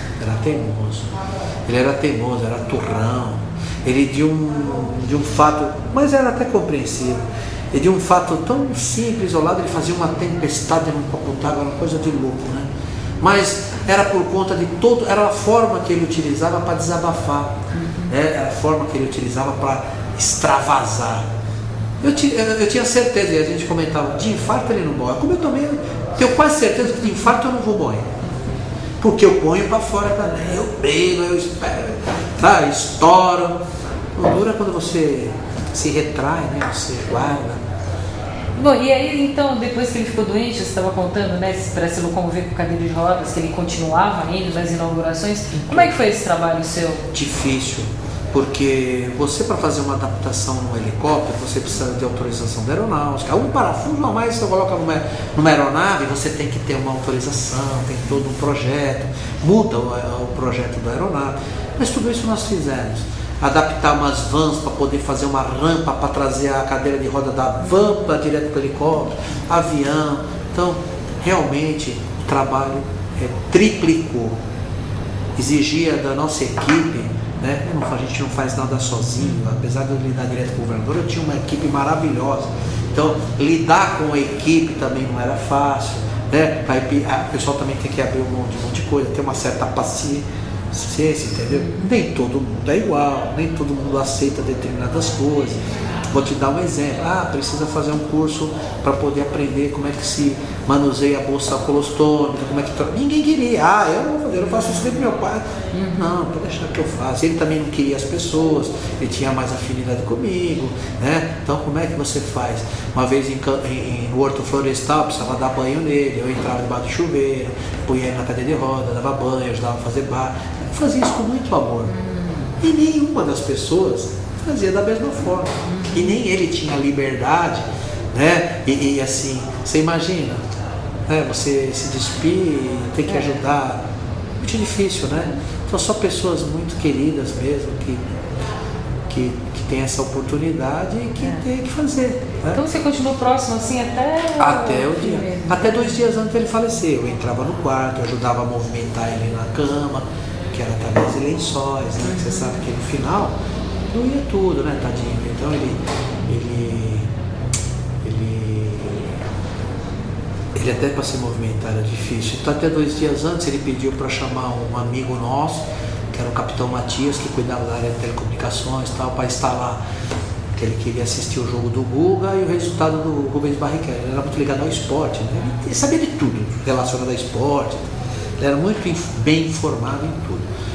E aí, 2 dias antes, 2 dias depois, ele já entrou em coma, né? E faleceu no dia 6 de março. Durante esse período que ele ficou doente, ele tinha consciência da gravidade da doença, ele sabia que ele falava para mim, antes de internar pela última vez, né?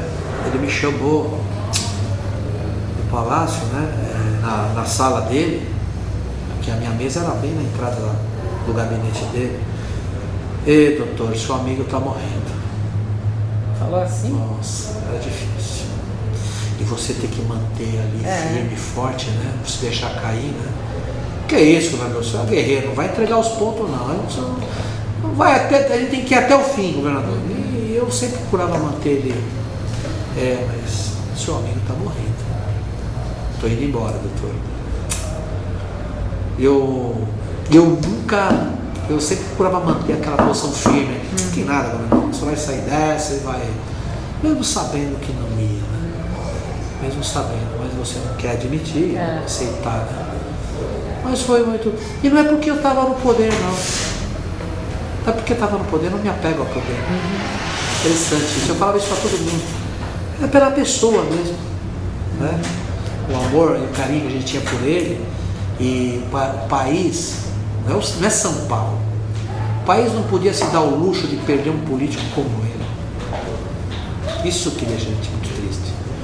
Eu não tenho dúvida que o Mário Covas seria presidente da República. Eu não tenho dúvida nenhuma. Seria presidente da República. Foi uma perda. O país perdeu os maiores políticos que esse país já teve, se não for o maior. Né? Mas aí cabe as pessoas avaliar se era o maior ou não, mas para mim era um dos maiores políticos desse país. Então, infelizmente, o país não podia se dar esse luxo. Olhando agora para trás, foram 6 anos, né, que você ficou trabalhando direto com ele, contando a campanha de 94, foram 8 anos. Tem alguma coisa que você faria diferente do que fez? Não, faria tudo igual. Faria a mesma coisa. Não faria nada diferente. Tudo igualzinho. Não mudaria nada. Meu comportamento seria o mesmo. Eu sempre tive uma conduta muito retilínea na minha vida, né? Então, conhecer Junqueira é assim. Quem me conhece, se falar, pô, Junqueira, você vai saber se sou eu ou não. Não tem muita.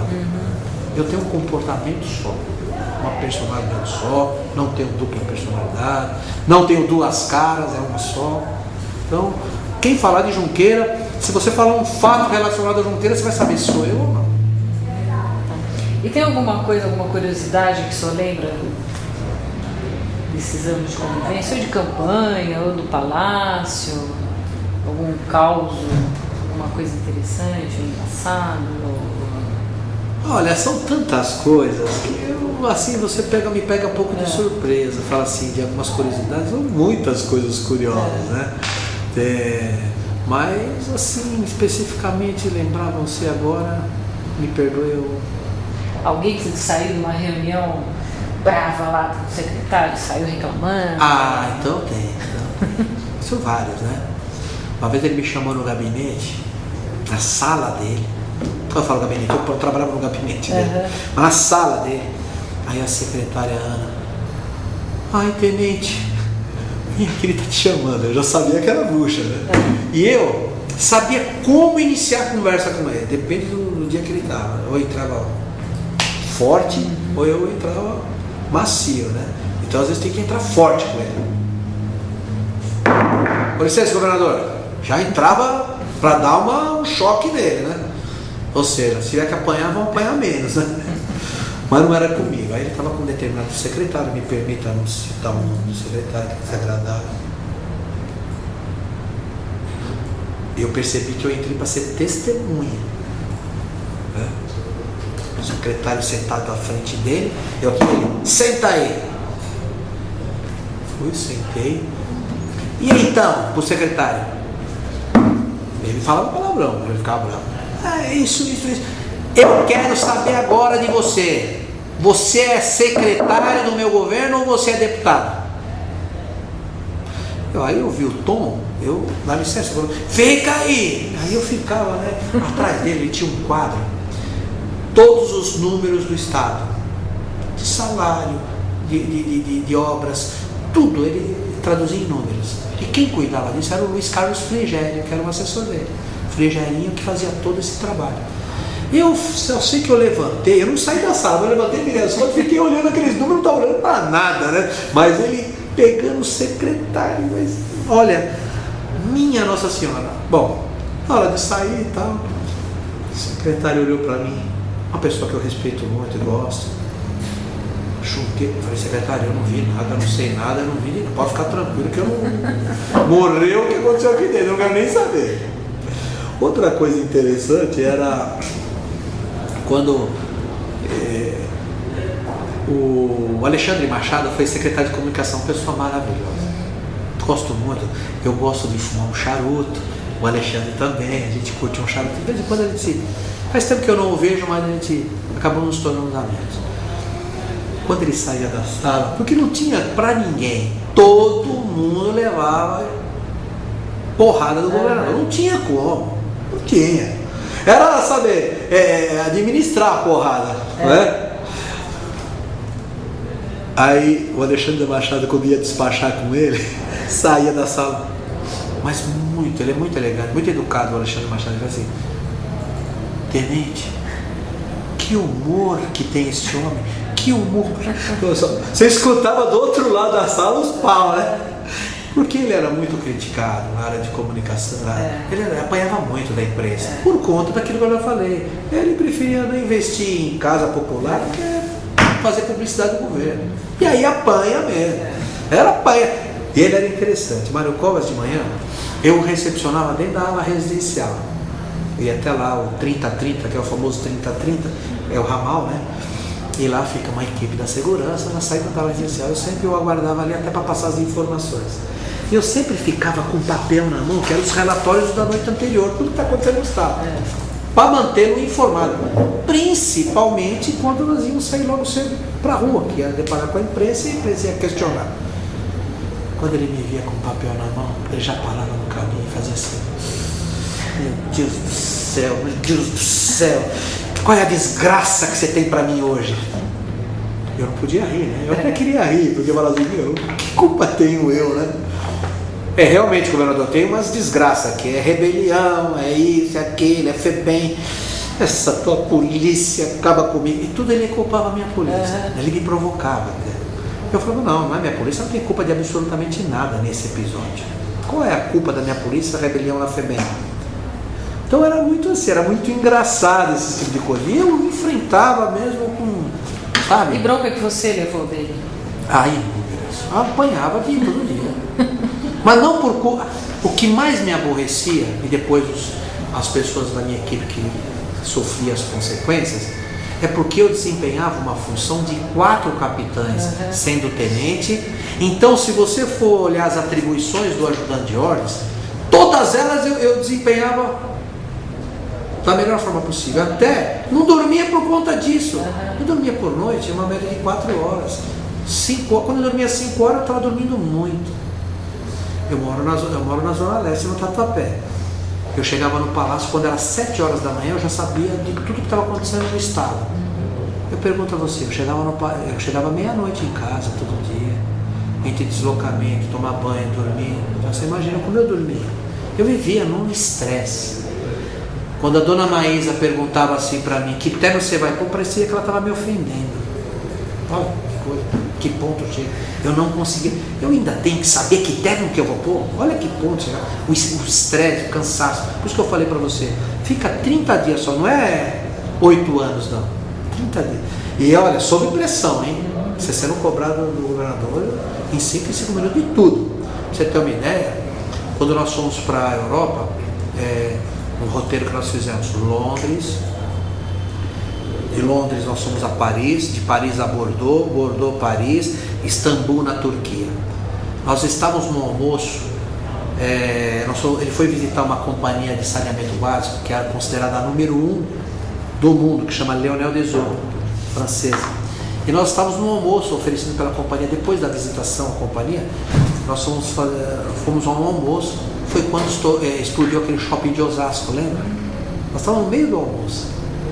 Menina, você não faz ideia o que foi a minha vida depois daquele episódio. Eu tinha que passar informações do Brasil para ele a cada 5 minutos. Porque ele queria interromper toda aquela programação de viagem dele e voltar para o Brasil. Ele tinha isso. Aquele episódio da favela naval, 2 dias antes aconteceu aquele episódio. 2 dias depois nós teríamos viajado para a Europa novamente. São Paulo era o destaque na feira de Hannover.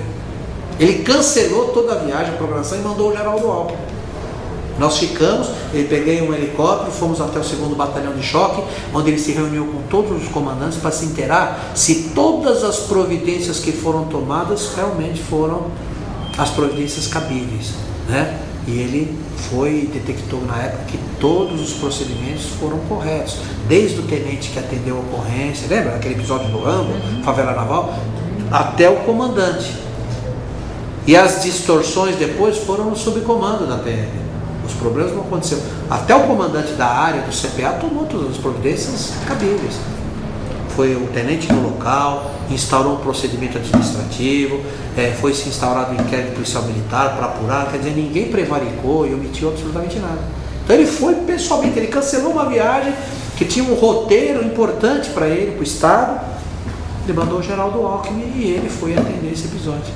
Então, Mário Covas, ele tinha uma responsabilidade, uma preocupação com a coisa pública que é impressionante. Isso destacava muito no governo. Mas conta de você alguma bronca que ele deu?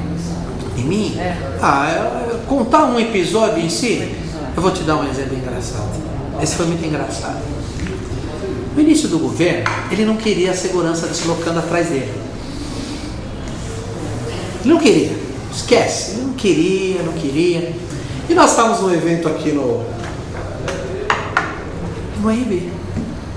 Ele foi patrono de uma turma de formandos da Universidade de São Judas. Menina, mas tinha uns 600 formandos. É impressionante, 4 horas de evento. Olha a paciência dele. Mas ficou até o último minuto. Era umas 11 e pouco da noite. Ele chega para mim e fala assim: doutor, liga para a Lila, vamos comer uma pizza. Tinha muito isso. Gostava de comer uma pizzinha ali na Monte Verde, na Juscelino, ou na Pizzaria Cristal ali, próximo a Tucumã. Acho que é Arthur Ramos ou Azevedo, é uma dessas, de cabeça agora não sei. É Arthur, acho que é Arthur Ramos. Arthur Azevedo, aquela que sai de Pinheiro, era Arthur Ramos. Paralela da Tucumã, que é uma pizzaria Cristal, ele gostava muito dele. E era interessante. Eu, no início, dos primeiros 6 meses, eu trabalhava fardado. Então você imagina numa pizzaria à noite, você chegar com o governador, já é uma atração, né? O autor, o governador, comendo uma pizza ali. E o capitão, o tenente na época, fardado, cheio de medalha, lamar, né? Essas coisas. Então chamava muita atenção. Então nesse dia, nesse episódio, ele chegou: doutor, liga pra Lila, vamos comer uma pizza na Monte Verde. Eu liguei a dona Lila: Junqueira, avisa o Mário que eu estou num outro evento, estou num jantar, não vai ser possível. Aí foi eu e ele. Ele sabia, mas ele gostava de dar o show dele, dava um show, era um show. Chegamos na Monte Verde, o carro executivo, porque as nomenclaturas são assim, o Golf Eco, tá? Até hoje é assim. Golf Eco é o carro do governador, né? Golf é governador executivo, carro executivo governador.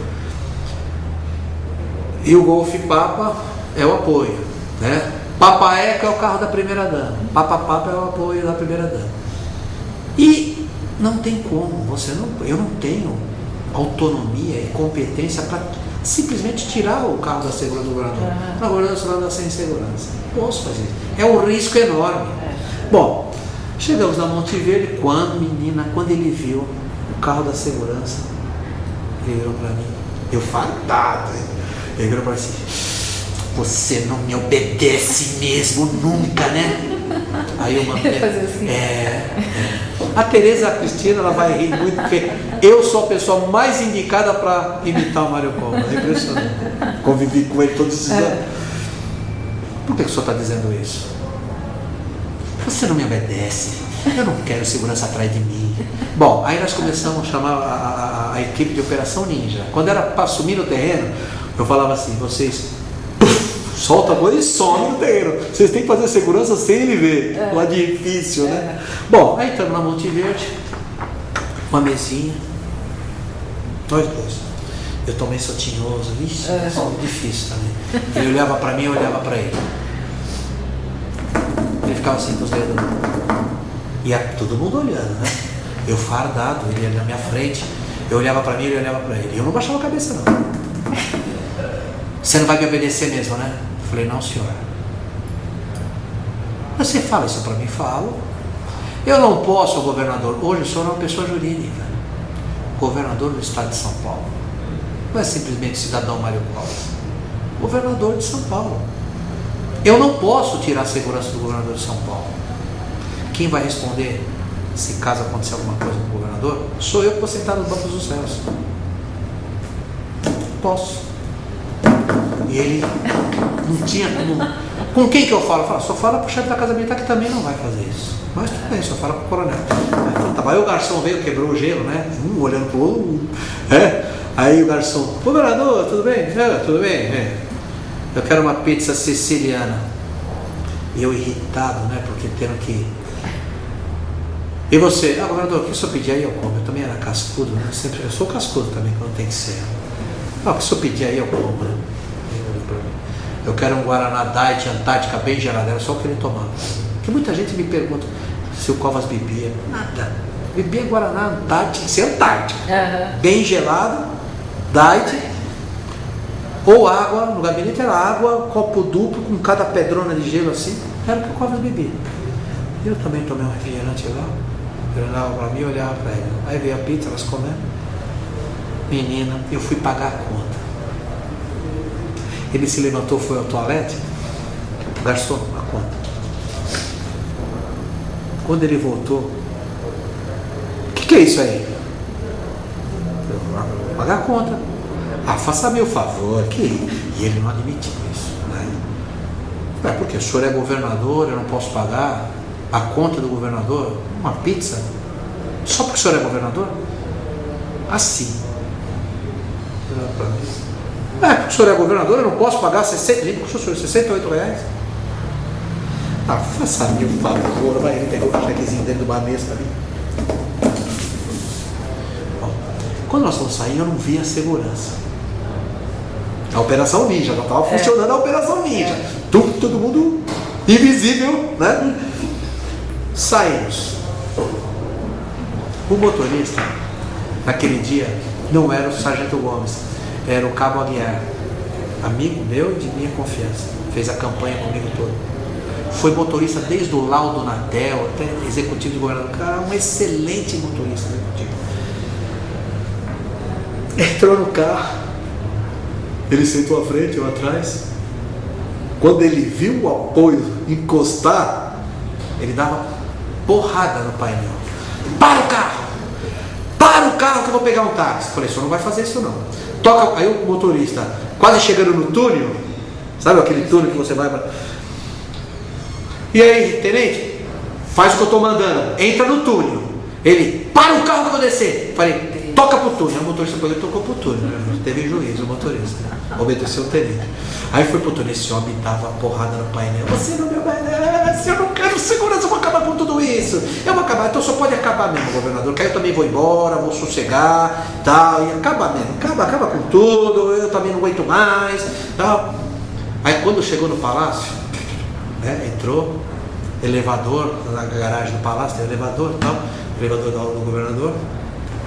Ele desce do carro irritado, contrariando a ordem dele, desceu irritado, doido com aquela documentação. E eu, não, eu vou subir com o senhor até a residencial. Aí depois eu vou embora. Aí depois eu vou embora, nunca mais o senhor vai me ver, pode ficar tranquilo. Mas eu vou levar o senhor até a residencial. Aí me olharam, eu segurando as papeladas dele. Não, pode deixar que eu vou levar para o senhor. Quando chegou na porta da residência, tá aqui, governador, todo o seu material. Derrubando tudo, catando e tal. Aí, e saiu, virou as costas para mim. Tinhoso também. Boa noite, viu, meu governador? Uma boa noite pro senhor. Boa noite, boa noite. Bom, tudo isso foi acumulando, muitas coisas. Num determinado momento, eu achava que eu estava incomodando ele. Sabe? Então você tem que ter até essa sensibilidade também. Poxa, eu não estou sendo a pessoa ideal para ele. Então você tem que também ter esse simancol, né? Nós estávamos no gabinete do governador, agora eu vou voltar naquele episódio. 5 secretários, as secretárias, ele chegou, e era justamente um celular, que o chefe da Casa Militar queria fazer uma média com ele no aniversário dele, 21 de abril, queria dar um celular, lembra a época do StarTAC? Aquilo era coqueluche, aquele dia, quem tinha o StarTAC era aquele tijolão, a Motorola, aí saiu o StarTAC, né? E aí o sistema não funcionava de acordo, né? Ele pegava o celular assim, porque ele com a tecnologia era muito difícil, né? Até para regular um Rolex que ele tinha, dava para mim, porque ele não se atinha essas. Ele pegava o celular, aí parecia que ele ia furar o celular com o dedo, né?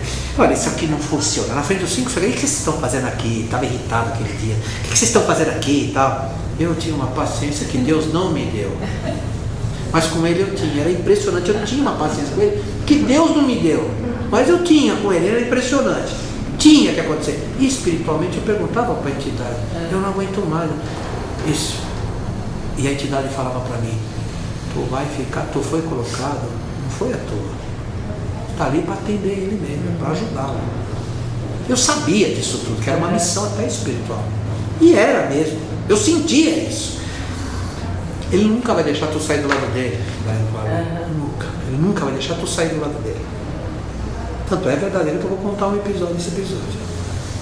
Aí ele, na frente de todo mundo, sendo grosso comigo, porque a Casa Militar tinha dado para isso, não funciona, isso é uma porcaria, como é que eu faço para jogar isso fora? Eu falava, governador, sabe o que é? Eu com aquela calma que eu não tenho, sabe o que é? Isso aqui é o sistema, não é o aparelho, o problema do aparelho. E aí fiz uma ligação para minha casa e funcionou. E a minha mulher atendeu, mas o senhor está vendo? Agora você está querendo dizer para mim que funciona? Isso é uma porcaria. Eu estou te perguntando uma coisa, eu quero que você me responda. Como é que eu faço para jogar isso fora? Ai, menina, eu estava numa crise também no meu casamento, né? Eu tinha me separado, fiquei 6 meses fora, estava numa crise também. Não vivi em casa, né? Normal. Aí eu lembro que eu peguei o celular na frente de todo mundo. Obviamente não joguei no chão, mas eu puxei o cesto de lixo na frente de todo mundo. Falei, olha, governador, se realmente o senhor quer jogar ele fora, sabe como o senhor faz? Puxa o cesto, joga ele fora. Até logo, governador. Gosto muito do senhor, mas não vou ficar mais aqui, eu não aguento mais. Eu não aguento mais, eu estou ficando louco. E saí. E aí ele gritava assim para mim, vem aqui, Junqueira, vem aqui, não faz esse desaforo comigo, vem aqui. Falei, governador, eu amo o senhor de paixão, eu gosto do senhor, aonde eu estiver, se o senhor precisar de mim, pode contar comigo, mas eu não quero mais ficar aqui. E sumi 5 dias. Eu desapareci. Não conto isso para contar com vantagem não, mas era, você vê o estresse que a gente vivia. Eu desapareci 5 dias. Meu Deus do céu. No 5º dia era uma loucura. Todo mundo atrás de mim. E eu estava de tênis, bermuda, camiseta andando no Shopping Center Norte. Meu, eu tava como se estivesse nas nuvens, tirado um peso da cabeça. Aí começou a ligar todo mundo pra mim. Eu lembro da última ligação, foi o Malufinho, 11 e pouco da noite, depois de 5 dias. Ju, como é que você tá? Ô Malufinho, tudo bem? Tudo bem e tal. Tá bem e tal. E então, você não vai vir trabalhar mais? Eu falei, não. Eu falei pro governador, não quero mais, eu vou voltar pra tropa, eu não quero mais saber. Adoro o governador. Meu, é o seguinte, ele tá mandando te chamar e ele quer você aqui amanhã cedo. Ele vai pra Brasília e quando era Brasília era só eu até. E ninguém mais. Aí ele, não, eu falei, Malufinho, me perdoa, eu não vou não. Eu estou em paz comigo mesmo, eu estou sossegado, eu não vou. Bom, tudo bem, então você quer que ele vá até a tua casa? Ele falou que você não vai até a tua casa. Eu falei, você está louco? Não, tanto é que ele ligava, ele mesmo já ligava para minha casa, eu já quero, vai, rejeitando ele. Eu falei, não, pelo amor de Deus, meu, ele vai para a tua casa. Você acredita, você duvida disso? E eu não duvidava de nada dele. Eu falei, não. Aí foi aquela insistência, para com isso, é o jeito dele, ele gosta de você, mas é o jeito dele de agir com as pessoas que ele gosta. Porra, eu apanho o dia inteiro, meu. E olha, tudo que acontece, eu vou ver, não é nenhuma atribuição do Ajudante de Ordens. Se fosse falha minha, as coisas que aconteciam, não, é que ele cobrava tudo de mim. E realmente ele era assim, ele cobrava das pessoas que ele gostava. E que, então, nós como é que foi a volta? Que ele te chamou? Aí eu voltei, né? E aí eu trouxe roupa para 2 dias, nós íamos ficar 2 dias em Brasília, né? Aí eu acabei trazendo roupa para 2 dias e tal. Só que eu também sou muito turrão, é o meu jeito de ser, não adianta. Aí eu lembro que ele me viu, ele ficou todo assim, alegrinho, né? Me viu e tal, eu sério, né? Fui pro gabinete, não falei uma palavra com ele, nem bom dia, nem nada, sentei. E ele queria mexer comigo, né? Então ele brincou com a Sueli, que era a esposa do Oswaldo Martins, secretária dele também, tal. E eu baixava a cabeça e ficava olhando o jornal, assim, né? E para não olhar para ele mesmo, né? Até uma hora que ele não aguentou. Ele bateu no batente da porta dele assim. Ô doutor, eu quero falar com você, entra aí. Eu entrei, cara fechada, né? Dá licença, governador. Senta aí, não estou bem de pé, governador. Estou mandando você sentar aí. Aí eu sentei, com licença. Doutor, eu gosto muito de você. Eu só ouvi, é sério. Eu gosto muito de você. Quero que você saiba que não é por tua... Eu falei, governador, eu suporto 29 dias no mês. Tudo e sei que não é comigo. Porque se fosse, o senhor nunca mais ia me ver na frente. Porque eu procuro desempenhar a minha função com competência. Eu me dedico ao senhor e não existe na Polícia Militar nenhuma escala que eu tenha que trabalhar 24 horas de segunda a segunda, 1 ano, 2 anos, 3 anos. Faço por isso, gosto do senhor. Agora, o senhor bate muito forte. E tem dia que eu estou vulnerável. Também tenho meus problemas particulares, pessoais. Sabe? E às vezes o senhor é injusto com a gente. Principalmente as pessoas que são leais ao senhor. Mas ele não pedia desculpa nunca. Desculpa jamais. Mas se você sentia um carinho, te passava na cabeça, ele falava assim, não, doutor, nada disso, não me leve a mal, procure entender, eu gosto muito de você. Tá bom, eu também gosto do senhor, estou aqui por conta disso. Então era uma forma que ele tinha de te... no final de 2000, eu estava muito estressado, muito. Família já praticamente abandonada, e aí eu precisava de 15 dias de férias. Durante todos esses anos eu não tinha uma semana de férias, eu precisava de 15 dias, eu precisava descansar. E aí eu aluguei uma casa próxima ao Beach Park, Fortaleza, e aí nós nos reunimos em 18 pessoas da família e viajamos para Fortaleza. Só que eu precisava pedir para ele. Só que eu sabia que eu pedisse para ele deixar eu ficar 15 dias fora, não, 15 era um absurdo, uma semana já era um absurdo, imagina 15 dias. No final de 2000, inclusive já numa fase difícil. Mas ele estava bem, ainda andava, tudo. Eu cheguei para a dona Lília e falei, dona Lília, me ajuda, vai. Dona Renata, me ajuda.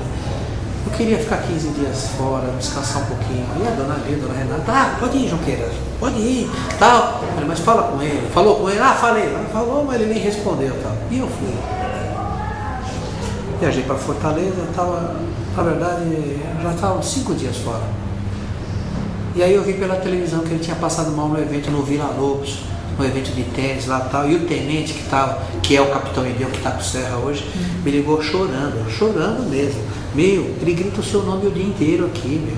Cadê o Junqueira? Não podia me abandonar aqui. E o capitão me ligou e falou, meu, vem embora, cara. Ele chegou.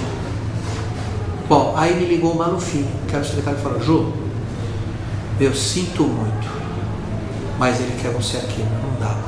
5 horas da tarde está pousando um jato executivo aí para te pegar. Sobe no avião e vem embora, meu, ele quer você aqui de qualquer jeito. Aquele dia, a minha mulher e meus 3 filhos olharam aquele avião, um jato executivo, um Hawker 800, me esperando, os 2 pilotos esperando, o tenente Junqueira. Minha mulher olhou pela primeira vez e falou assim, olha, esse homem gosta muito de você mesmo, vamos embora. E aí nós íamos embora, mas toda a família ficou. Quando eu cheguei, eu pousei em Cumbica, 3 horas e meia de voo de Fortaleza para cá. Pousamos em Cumbica, a segurança estava me esperando, me levaram para casa, eu moro no Tatuapé. No outro dia de manhã, 7 horas, eu estava no Horto Florestal, que ele estava ficando no Horto Florestal. Foi muito emocionante esse dia. Dona Lília estava me esperando na porta da casa do Horto. Me pegou pela mão. Quando eu chegou, ele estava sentado numa cama que fizeram ao lado, tipo uma maca, né? De roupão branco. Olha quem chegou, né? Aí ele olhou assim para mim de lado. Ô, doutor, como é que você me abandona aqui, rapaz? Ô, governador, bom dia. Então, entrei entre as pernas dele e dei um abraço nele. Ele me deu um beijo no rosto e falou assim para mim, doutor, teu amigo tá morrendo. E começou a chorar. Menina, aquele dia eu não chorei junto com ele porque eu fui muito forte. Ah, o senhor não vai fazer isso não, que é isso? Guerreiro como o senhor é, entregar os pontos assim, imagina, que nada, vamos lá. Passei a mão na cabeça, tá bonitão aí, forte, vamos lá tomar. Aí a dona Nila precisa dar um banho nele, a gente pegamos aquela cadeirinha de dar banho debaixo de chuveiro, né? Aquela cadeirinha de hospital. Vamos lá, vamos tomar um banho, vou ajudar o senhor. Entrei de roupa e tudo debaixo de chuveiro, tirei uma do box de blindex, tirei a porta para poder ficar mais fácil de poder ajudar. Ajudei ele a tomar um banho, tal, tocando, ajudando a fazer a barba, com aquele carinho, como se estivesse fazendo com meu pai, que eu não fiz, né? Não tive essa oportunidade. Meu pai internou e morreu em 8 dias. Mesma situação dele, mas só que foi em 8 dias, em 1992. Então, com aquele carinho, então essa era a minha vida com o Mário Covas, né? Essa era uma dedicação exclusiva, não era uma coisa nem profissional mais, era bem pessoal. Eu tinha ele assim como se fosse realmente o meu segundo pai, né? Era um carinho que ninguém entendia aquilo ali. Porque é interessante que isso tudo que você contou, dessas brigas, esse jeito dele. Não foram uma não, foram várias. Eu gosto às vezes até de lembrar isso daí porque foi muito interessante, né? Mas... E apesar disso tudo, esse carinho que se criou, né? Sem dúvida. Era uma cumplicidade muito forte, né? Com ele, com o governo dele, né? E isso aconteceu com outras pessoas também, né? Não só com você, ele tinha esse jeitão difícil, mas todo mundo gostava a equipe dele, cada um cuidava de uma coisa, né? E o Mário Covas era um agregador, né? Ele não era uma pessoa... Tanto é que o Junqueira integrou a equipe do Mário Covas em 1994, na campanha. Ele tinha as pessoas com ele, as pessoas estavam há 40 anos com ele, tipo Oswaldo Martins na época, ele tinha mais de 40 anos com ele. Né? Então ele tinha uma equipe muito competente, muito estruturada, né? E depois que Mário Covas faleceu, o senhor então saiu do governo? Quando Mário Covas faleceu, eu estava decidido a ir embora do palácio, decidido, né? Eu acho que eu já tinha cumprido a minha missão e politicamente também dado a minha cota de contribuição, né? Eu já tinha cumprido, eu tinha plena convicção disso. Mas aí eu fui surpreendido, o chefe da Casa Militar chegou para mim e falou assim, olha, o doutor Geraldo quer que você fique com ele. Como é que... E eu tinha um carinho, tenho um carinho pelo doutor Geraldo, gosto do doutor Geraldo, sempre o tratei como governador, nunca como vice-governador, sempre como governador, então eu gosto muito do doutor Geraldo. E aí eu fui o primeiro a ser escolhido, só que eu não aceitava mais ficar sozinho, era uma condição. Gostaria que voltasse o que sempre foi, 4 ajudantes de ordens. E assim o Dr. Geraldo escolheu o Junqueira, capitão Junqueira, capitão Ideu, o capitão José Roberto, que está com ele até hoje, com o Dr. Geraldo, E o Capitão Viana, da minha turma, também ficou com ele. Ficamos em 4. E aí nós nos revezávamos, aí ficou muito fácil. Não era mais a mesma coisa, porque cada um tem um estilo diferente. Dr. Geraldo Dilma, Educação. Me recordo como se fosse hoje, dia 11 de setembro de 2001, os episódios das Torres Gêmeas. Quem estava de serviço no Palácio com o Dr. Geraldo era eu. Eu passei as informações do Dr. Geraldo na minha TV, que eu estava assistindo ao vivo o episódio. Então isso ficou muito marcado também no governo Geraldo Alckmin, nesse episódio das Torres Gêmeas. Eu que passei as informações para o Dr. Geraldo. Como na época do Mário Covas, tudo que eu passei de informações para ele, principalmente a queda do avião da TAM, lembra que morreu todo mundo? Na noite anterior ele tinha jantado com o Aécio Neves, com o Zé Richa, que ia tudo para Brasília, e ele pensou que era um avião deles. Então tem episódios aí que marcaram muito a passagem, né? Esse episódio com o Dr. Geraldo foi esse. E aí eu fiquei com o Dr. Geraldo até dezembro de 2001, foi quando eu realmente pedi para ir embora. Disse a ele, na verdade eu fui embora porque eu não aceitava, eu não queria falar isso para o governador, mas eu não aceitava, como ele trocou o chefe da Casa Militar, este coronel queria desestruturar a equipe do Junqueira. E eu não aceitava, que todos eram companheiros e que fizeram campanhas comigo. Então eram pessoas da minha confiança. O doutor Geraldo permitiu o coronel desmontar a equipe, mas não permitiu ele tirar o Junqueira. Eu acomodei todos os oficiais da minha equipe em outras unidades. O tenente Ideu, o capitão Ideu, que hoje está com o Serra, eu coloquei com o Walter Feldman na Assembleia. Aí fui acomodando tudo. Depois de acomodar todo mundo, aí eu pedi para ir embora. Aí eu fui embora e o doutor Geraldo não queria que eu fosse embora. Ele me pediu, insistiu para mim permanecer, porque o governador não é nada pessoal com o senhor, não me deixa embora, eu preciso descansar um pouco. Eu assumo um compromisso com o senhor. Agora em 2002, no ano que vem, eu me licencio e faço toda a sua campanha. E assim eu fiz. Fiz toda a campanha do Geraldo com o Geraldo em 2002, mas não estando mais no Palácio. Aí eu estava no Tribunal de Contas porque eu fui convidado pelo Robson Marinho, que me levou para lá, e eu fiquei até encerrar minha carreira na PM. Em 2004, aí eu fui surpreendido, o Sérgio Kobayashi me ligou e falou, olha, o Serra quer falar com você, ele vai te telefonar. Na semana seguinte o José Serra me chamou, me convidou para montar a equipe dele, para ficar com ele, como eu ficava com o Mário Covas. Eu montei tudo aquilo, fiz a campanha de prefeito. Ele foi eleito e uma semana antes eu decidi passar para a reserva, eu coloquei os companheiros junto com ele. E aí eu fui convidado pelo Caio Luiz Carvalho, para vir passar o pauta. O Caio acertou com o Serra a minha vinda para cá, e aí eu passei para a reserva na PM e vim para cá. Ótimo. Obrigada. Que eu espero ter contribuído um pouquinho, né? Ótimo. Obrigada. Eu que agradeço.